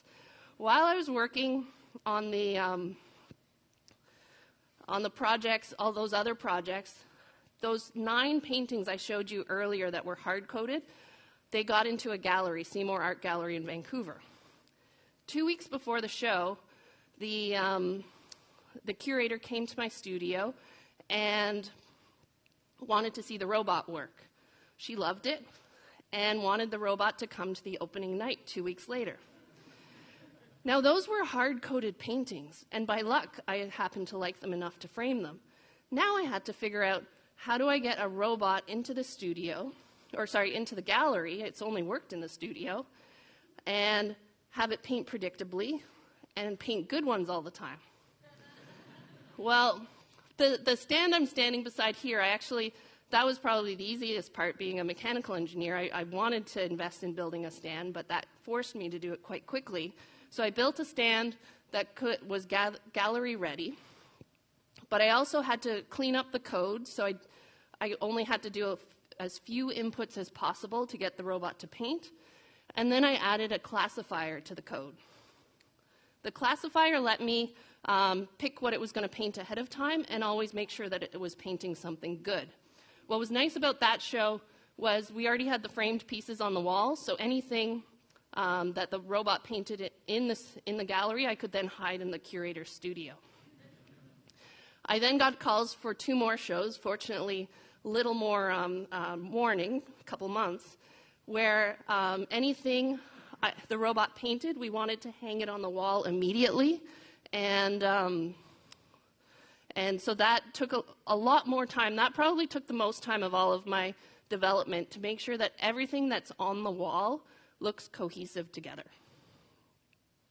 So these were my 2 installations. I did the O'Reilly AI conference in the UK, and then I did another gallery show in Vancouver in November and in October.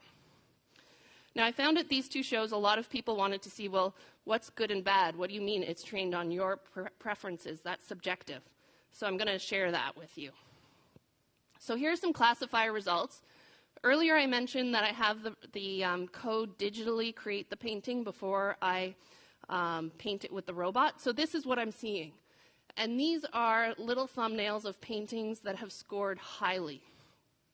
So the background is painted by me, and I've fed that already into the machine, and it's just adding brush strokes on top.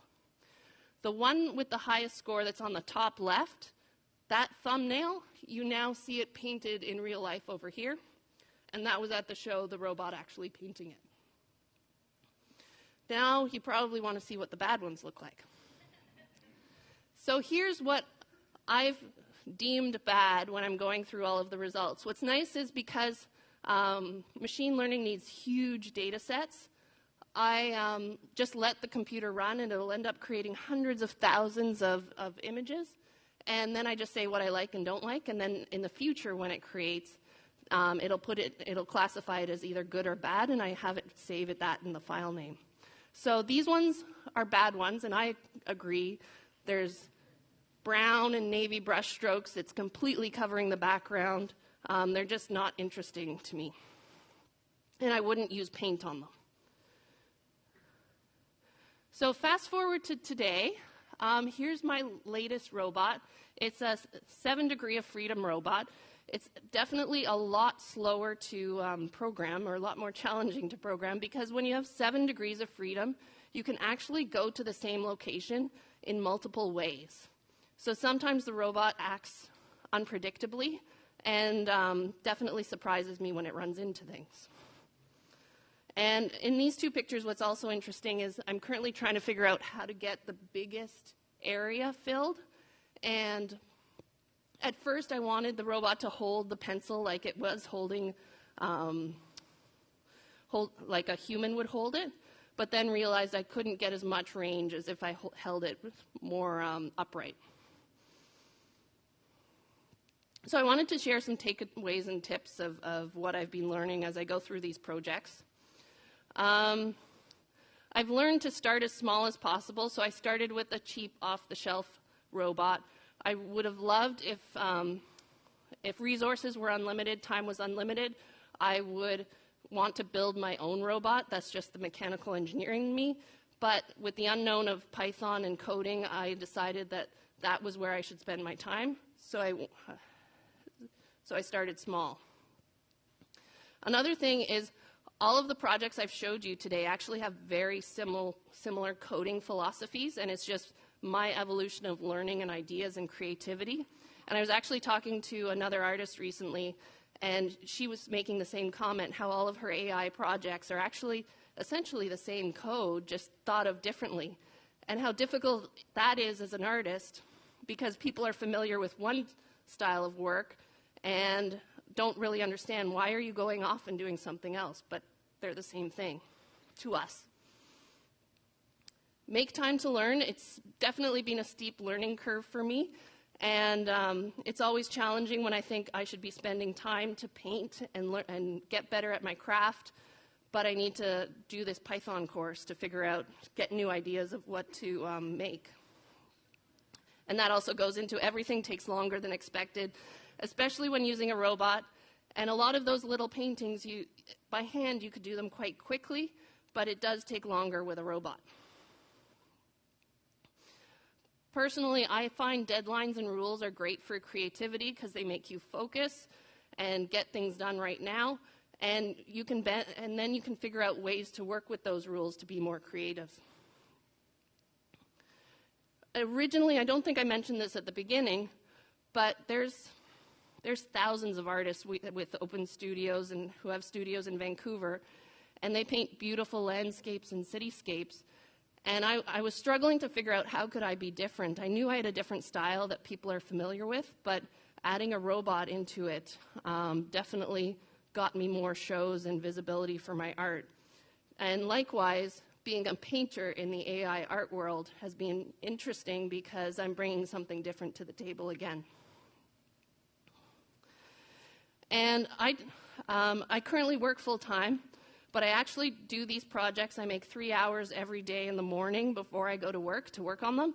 And I find if I do consistent work, it leads to more creativity. Even then, when I'm not working on my art projects, I get ideas throughout the day. And finally, here's my final slide. You can reach me at my website or my email.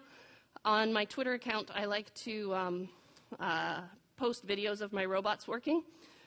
Instagram's actually fairly interesting because that painting variables account, I only post robot paintings. So you can see the whole evolution, some of my initial paintings all the way till now. And then I post some behind the scenes things on Patreon. That's all I got. Thank you.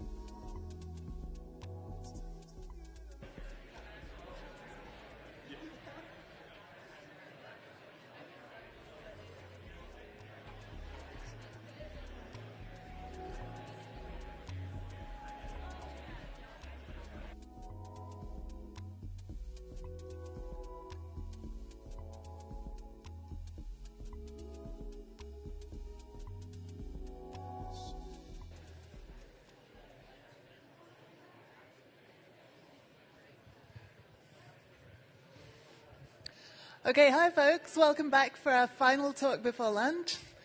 John is going to answer the question for us. What is a coroutine anyways? Take it away, John.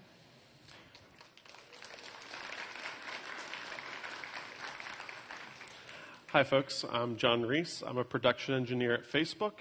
I work on our internal Python Foundation team, building tools, infrastructure, and open source software to improve the Python developer experience, both inside and outside of Facebook. Now, coroutines are the foundation for asynchronous programming in Python and a fundamental building block of async IO framework. But there can be a lot of mystery around them. What is a coroutine? How do they work? Why are they so important? I'm going to go ahead and spoil the answer here a bit and see what the source of all truth and knowledge on the internet has to say. Coroutines are computer program components that generalize subroutines for non-preemptive multitasking by allowing execution to be suspended and resumed. Now, for any robots in the audience, this must sound exciting. But for the rest of us, this is an impenetrable answer. So let's try to break this down into something a human can understand. Coroutines are a variant of functions that enables concurrency via cooperative multitasking. I want to explore the genesis of coroutines, why we use them, and how they work. Then we'll look at how we could build coroutines from scratch using pure Python. So let's start from the beginning. What is a function? I'll spare you the one true definition this time. It's a function is a sequence of instructions that takes inputs and returns outputs. In pretty much any useful programming language, functions are a fundamental building block. They let you organize code into reusable components that take inputs, do something, and yield outputs. When we execute our main function, the runtime steps through each statement. When it gets to a function call, the runtime pauses the current function's execution, sends the inputs to the function being called, executes the body of that function, then sends the outputs back to the caller, and resumes execution of the original function where it left off. This seems reasonably straightforward, but there's a lot of details we take for granted. So as you may know, CPython uses a virtual machine to execute our programs, and it provides an amazing utility to peer under the covers. The dis module, short for disassemble, can give us a human-readable listing of the compiled bytecode for each function. This bytecode is the exact instructions used by the virtual machine or runtime to execute our Python code. This is the output we get when disassembling our square and main functions, and it looks more complicated like this, but let's dig a bit deeper and look at how the runtime works. As you might also know, CPython runtime uses a stack-based virtual machine to execute instructions. There are no registers like you might see or use in assembly programming. If an instruction needs to operate on some piece of data, that data must be first put onto the stack. The stack itself is just a linear block of memory that contains data or references to data. The runtime uses what's called a stack pointer to keep track of where the top of the stack is. When executing instructions, it's possible to push data onto the top of the stack. The load fast instruction, for example, has one job, pushing a single value from memory. Each time this happens, the stack pointer is incremented to point at the new top of the stack. Other instructions can then consume or pop items from the stack, or even push new items at the same time. For example, a math operation like multiplication would pop the two top items from the stack, which decrements the stack pointer each time. Then it performs the calculation and finally pushes the resulting value back onto the stack to be used by future instructions. But not everything lives solely on the stack. Data that outlasts the function creating it has to be stored somewhere else so that it doesn't go away when the function returns. So like most languages, Python uses the heap to store objects in long-term memory. Unlike the stack, this is just an unordered space where objects can be allocated and deallocated at any time during execution. And many times, items on the stack are just references to the real objects on the heap. But again, the exact details here are less important than knowing it exists. So if we go back to our disassembled instructions from earlier, we can start to piece together what happens when we execute the main function. Each line represents a single instruction for the CPython virtual machine. It's akin to assembly code instructions, but designed for an idealized CPU architecture. If we look at an individual instruction, there are 4 pieces of information here. The line number of the original code that a group of instructions represents, the instruction address relative to the top of the function, class, or module, depending on what was disassembled, the opcode, which is the specific virtual machine instruction that should be executed, and lastly, a numerical parameter for the operation, often either a raw value or an index into some data set, like the list of global or local variables. The value in parentheses is just to let us humans know what that parameter represents. So if we compare this back with our original source code, we can start to see how it all relates back to the code we wrote. These instructions perform the multiplication and return the result. These instructions call the square function and store the result in x. These instructions print the value stored in x. And finally, these last two instructions represent the implicit return statement for our function. Now, in executing code, the runtime needs to keep track of its position in the set of instructions. Each instruction is a predetermined fixed size in memory, and therefore has its own memory address. So the runtime will just keep track of the memory address of the next instruction. This is called the instruction pointer. Each time the runtime executes an instruction, it automatically increments the instruction pointer. Special instructions can then modify the instruction pointer, allowing the runtime to jump between different sections of code. This is the basis of all flow control, including if-else conditional blocks, for and while loops, and function calls. So now let's bring back the stack from earlier and take a high-level conceptual look at how this could be executed by the runtime. First, we'll push a reference to the square function, which is in the global scope. And after each operation, we'll increment the instruction pointer. Then we load the constant value 4, the parameter that we're passing to the square function. Now we run the operation to call the function. The parameter to this instruction is the number of arguments that we're passing, so that the call function operation knows to consume that number of items from the stack before it finds the function to call. The parameters it consumes will then be used to create the set of locals available inside that function. After popping the function arguments from the stack and incrementing the instruction pointer, the call function operation can now pop the function reference itself and use that value to update the instruction pointer to the first address of that function. And it does this while storing the previous instruction pointer value to the stack so that we know where to return to later. Now we're executing the square function. First thing is to load x onto the stack. And because we're multiplying x by itself, we'll load it onto the stack a second time. Now we can actually multiply the two values together. This will pop both sides of the multiplication from the stack, do the actual multiplication, in this case 4 times 4, and store the resulting value back onto the stack. Now we have a result, and we're ready to return it to the caller. The return value operation will pop the result from the stack, then it will restore the instruction pointer with the next value on the stack, and then push the result back on. Now we're back in our main function where we left off, but with the result of the square function at the top of the stack. We can now store that value into the local variable x. The next line of code is to print the value of x, so we start by pushing a reference to the print function. Next, we'll push a reference to x onto the stack, and then execute the call function operation again with parameter 1 because there's only one argument. This will consume the reference to x and put it in the local scope for print. Then it will pop the function reference, update the instruction pointer, and place a pointer back to the next instruction onto the stack. But because the print function is implemented in C code, there's no bytecode that we can follow here. It will essentially execute outside of the normal virtual machine, but results will still be placed onto the stack when it returns. And because this is the print function, its return value is always none. As it returns, the instruction pointer is again restored to where we left off. Because we aren't assigning the result to anything, the next instruction just pops the value from the stack and discards it. Now the main function is completed, and we get to return the implicit none value. Finally, we can return control to whatever instruction is on the stack underneath our return value, and the main function is completed. But in reality, our stack isn't just a handful of values, but it's potentially hundreds or thousands of items, depending on how deep the call stack goes and how complicated the function signatures get. And any meaningfully complex functions can easily contain dozens or hundreds of instructions. Entire applications or services are likely to cross 100,000 instructions and have enormous stacks. And the CPython runtime has to keep track of everything.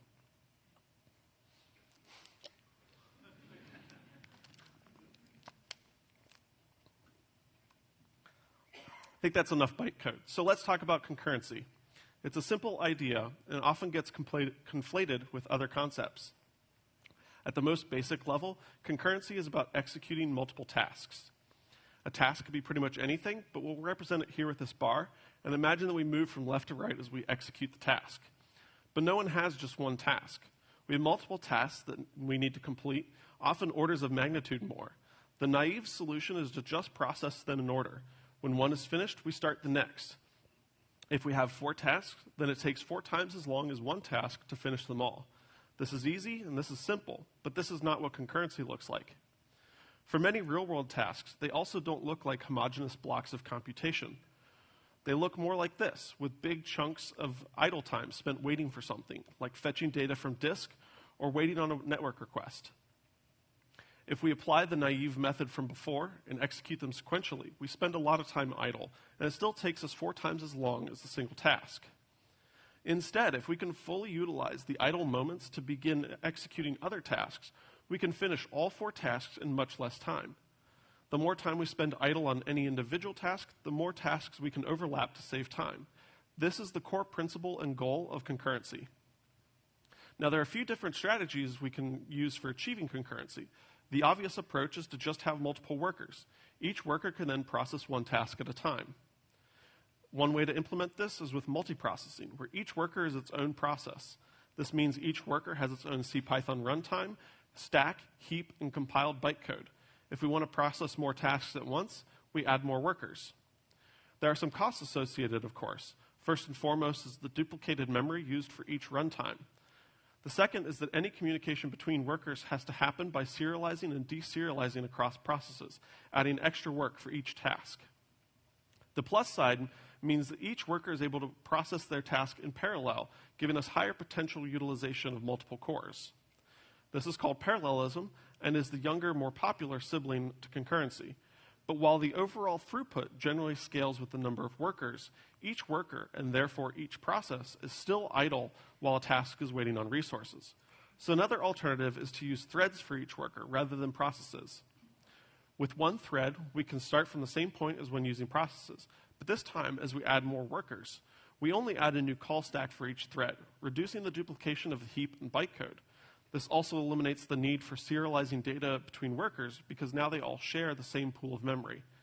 But as always, this option has its own costs and trade-offs.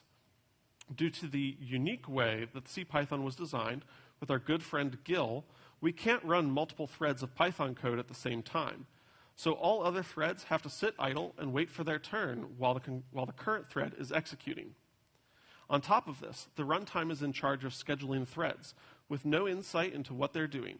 And every time a new thread is selected, we have to wait for a costly context switch, which involves saving the execution state of the previous thread and restoring state for the new one. This is what's known as preemptive multitasking, and it guarantees fair access to the CPU. This does make it easier to fully utilize the CPU core with multiple threads, but we're more likely to switch threads at the wrong time, resulting in suboptimal behavior like delaying the start of network requests. This can dramatically increase the amount of time that an individual task may take, like the top task here that takes twice as long as it should to complete. This might be a worst-case scenario, but more threads means more context switching, increasing the chance that your task will be interrupted at critical times. So both multiprocessing and threading have different advantages and disadvantages, but neither of them begins to approach this ideal form of concurrency that I showed earlier. What we really want is a system where the tasks can run through their critical phases and only switch to the next task once they are waiting on external requests. This is called cooperative multitasking, and it's a simple and inexpensive form of concurrency. The trade-off is that it depends on each task being well-mannered and cooperating with all other tasks for CPU time and shared resources. But in an application where we control everything, it can result in major wins. In practice, this means that each task needs to either complete or explicitly yield control before another task can execute. The obvious points to yield control are when the task is ready to wait on external requests because there's nothing else this task can do otherwise.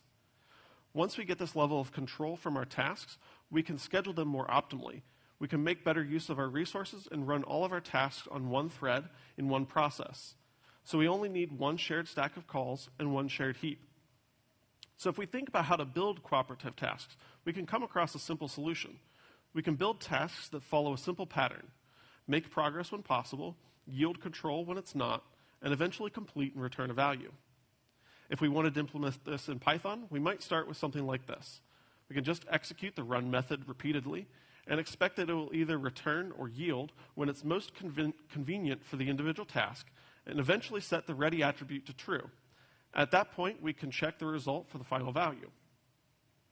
For something a bit useless on its own, we could implement a sleep task. Given a duration and final value, every time we run this task, it will check the time. Once enough time has passed, it marks itself as ready, indicating that the result is available. But a task on its own isn't useful. We need something to execute these tasks concurrently. What we want is an event loop. We'll use this as our framework for running our tasks. It takes a list of task objects and repeatedly calls the run method on anything pending.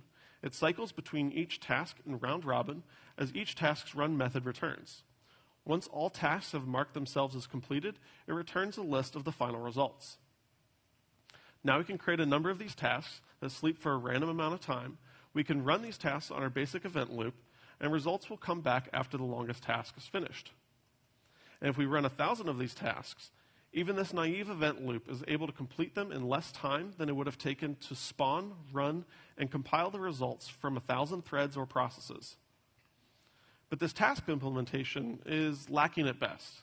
Each task has to manually keep track of its progress, and each task has to design its run method to pick up where it left off every time. Our framework also doesn't make it easy for tasks to wait on other tasks. They may also need to wait on their own resources. If only there was a way to write code that could yield multiple values over time and be able to start executing from where it previously left off. Now, some of you may already see where this is heading, but generators fit this description perfectly. Let's look at how they work. The Fibonacci sequence is a staple of generator examples, and it's conceptually simple. Each time through the loop, we add the previous two numbers together and yield that value, resulting in the sequence 1, 1, 2, 3, 5, and so on. But when we call this function, we don't get any of those values directly. We actually get a generator object. This is the compiled version of our generator function. The actual code in our function hasn't started executing yet. The generator object can then be iterated over, just like a list, and that starts the execution. And the standard next function can be used to iterate just once. Each time we call next, it's re-entering the generator where it left off, preserving the full state. And if the function yields another value, we get that value as the result of the next call. When the generator function completes or returns, the generator object raises a stop iteration exception, just like any other iterator would when you reach the end. Now, it's quite common to see generators that yield values out, but it's also possible to communicate or send values back into a generator from the outside. When this happens, after returning execution to the generator function, the yield statement itself gives the value that was sent into the generator. To make use of this, we'll replace the next function with the generator's send method. This will run the generator from where it left off, and just like next, we'll return yielded values. Until the generator's actually been started, though, we can only send none. After that, we can keep sending and receiving values until the generator completes. And congratulations, this is now a coroutine, and Python's had them hiding in plain sight for years. But how do we use this to actually run concurrent tasks? Well, as it turns out, we can adapt our event loop from earlier and make it better in the process. Instead of calling a run method on a task, we're calling the send method on generators. And rather than looking for a flag, we catch stop iteration and mark those as completed. Starting in Python 3.3, stop iteration itself contains the return value from generators, so we'll save those for the final combined result. Lastly, we'll also capture the intermediate yielded values and send them back on the next iteration, and this will enable coroutines to call other coroutines. This means that we can yield from another coroutine to call into it, and our position in the stack of coroutine calls will be preserved across yields. Together, this makes our use of coroutines look and feel more like standard functions. But they're still yielding control on their terms, and they get to continue when it's their turn again. So if we create some tasks from our coroutine, pass them to our event loop, It will follow execution through foo into bar and then into the sleep coroutine. In there, it will continue yielding back to the event loop until the time duration is up. Then it will return control back to bar, which returns a value back to foo, which finally completes and returns the value from bar. And to be clear, at each yield, our event loop is cycling to the next pending task, giving us that cooperative multitasking concurrency that we've been looking for. So let's do something a bit more useful, like fetch content from a bunch of URLs. We can write a fetch coroutine, which initiates the connection for a single URL, and a read coroutine that buffers data from that connection as it becomes available. By having the read coroutine yield after each chunk is received, this allows other tasks the opportunity to execute while it's waiting on more data. We can then call fetch a bunch of times to create a task for each URL we want to fetch. Our event loop will start each one and run them concurrently until all requests are completed. We then have the raw response data for each request, and we can do with that as we please. And congratulations, what we just built is a very primitive version of async IO, using the generator syntax from Python 3.4, but with absolutely no bells or whistles. Now, this example code was informative and fun to play with, but it isn't very flexible, and it won't help us if we use it with libraries that aren't designed for it. So please, do not use this in production. There's a reason I didn't release this on PyPI. Instead, let's take a look at how Python has built first-class support for coroutines directly into the language and the standard library. Starting with 3.5, Python now supports the async def syntax for declaring native coroutines. Like our toy generator coroutines before, this is no longer a standard function that executes immediately when called. Calling a coroutine function simply returns a coroutine object, which can then be run on an event loop. This event loop is provided by the async IO framework, and it executes tasks in round-robin order, just like our toy example. We can start the loop using async IO.run, which will execute our first coroutine and close the event loop when the coroutine is completed. So let's do that. We call foo to get a coroutine object, then run the coroutine on the event loop, and print the result when it's finished. We can see the coroutine object itself that we got from calling foo, and it only starts executing once we pass it to async IO.run.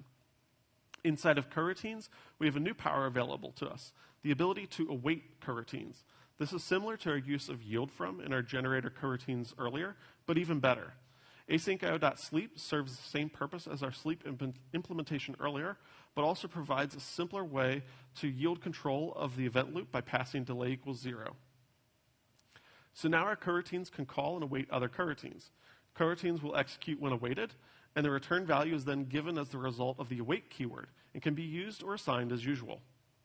But we can do more than just await other coroutines. We can await a large variety of asynchronous objects, including awaitables and futures.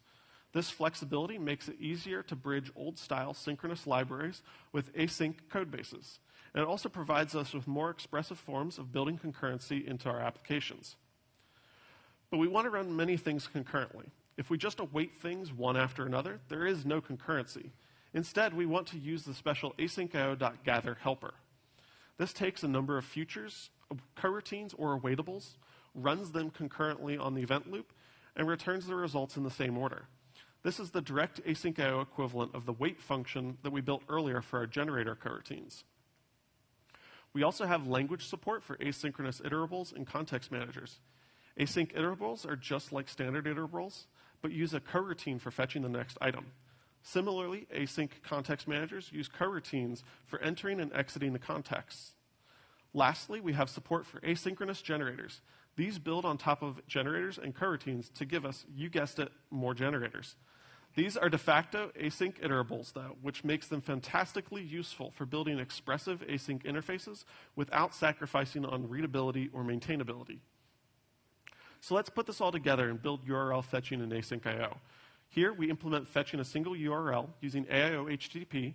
Calling request gives us an async context, which connects and gives a response object. We can then await the text method to wait for and receive the full body of the response.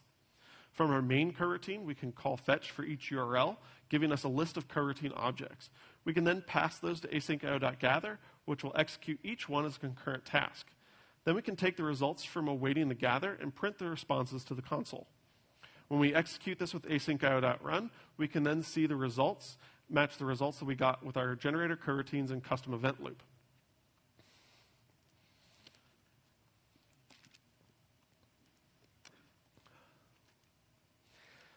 Cooperative multitasking has been in use for many decades and was even a core feature of early macOS and Windows.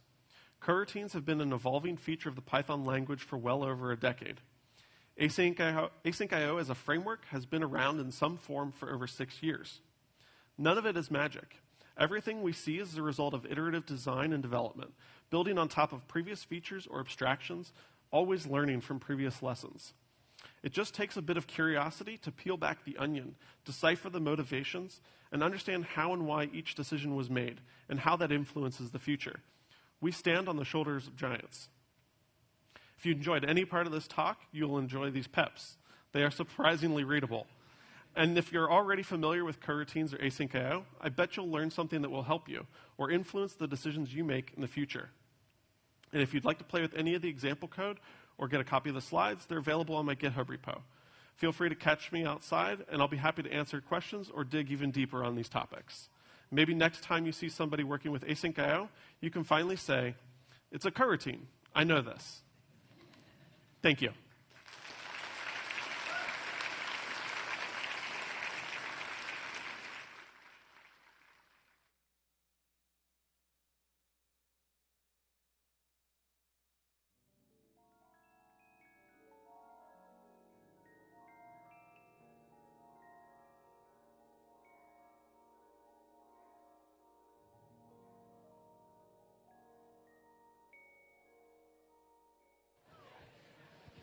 Hello, hello. Before you all run out for lunch, can I get your attention real quick? I just have a quick announcement for the lightning talks that will be running at 1:50 after lunch. So make sure that if you want to see the lightning talks, you'll be back here a couple minutes before. We start at about 1:50.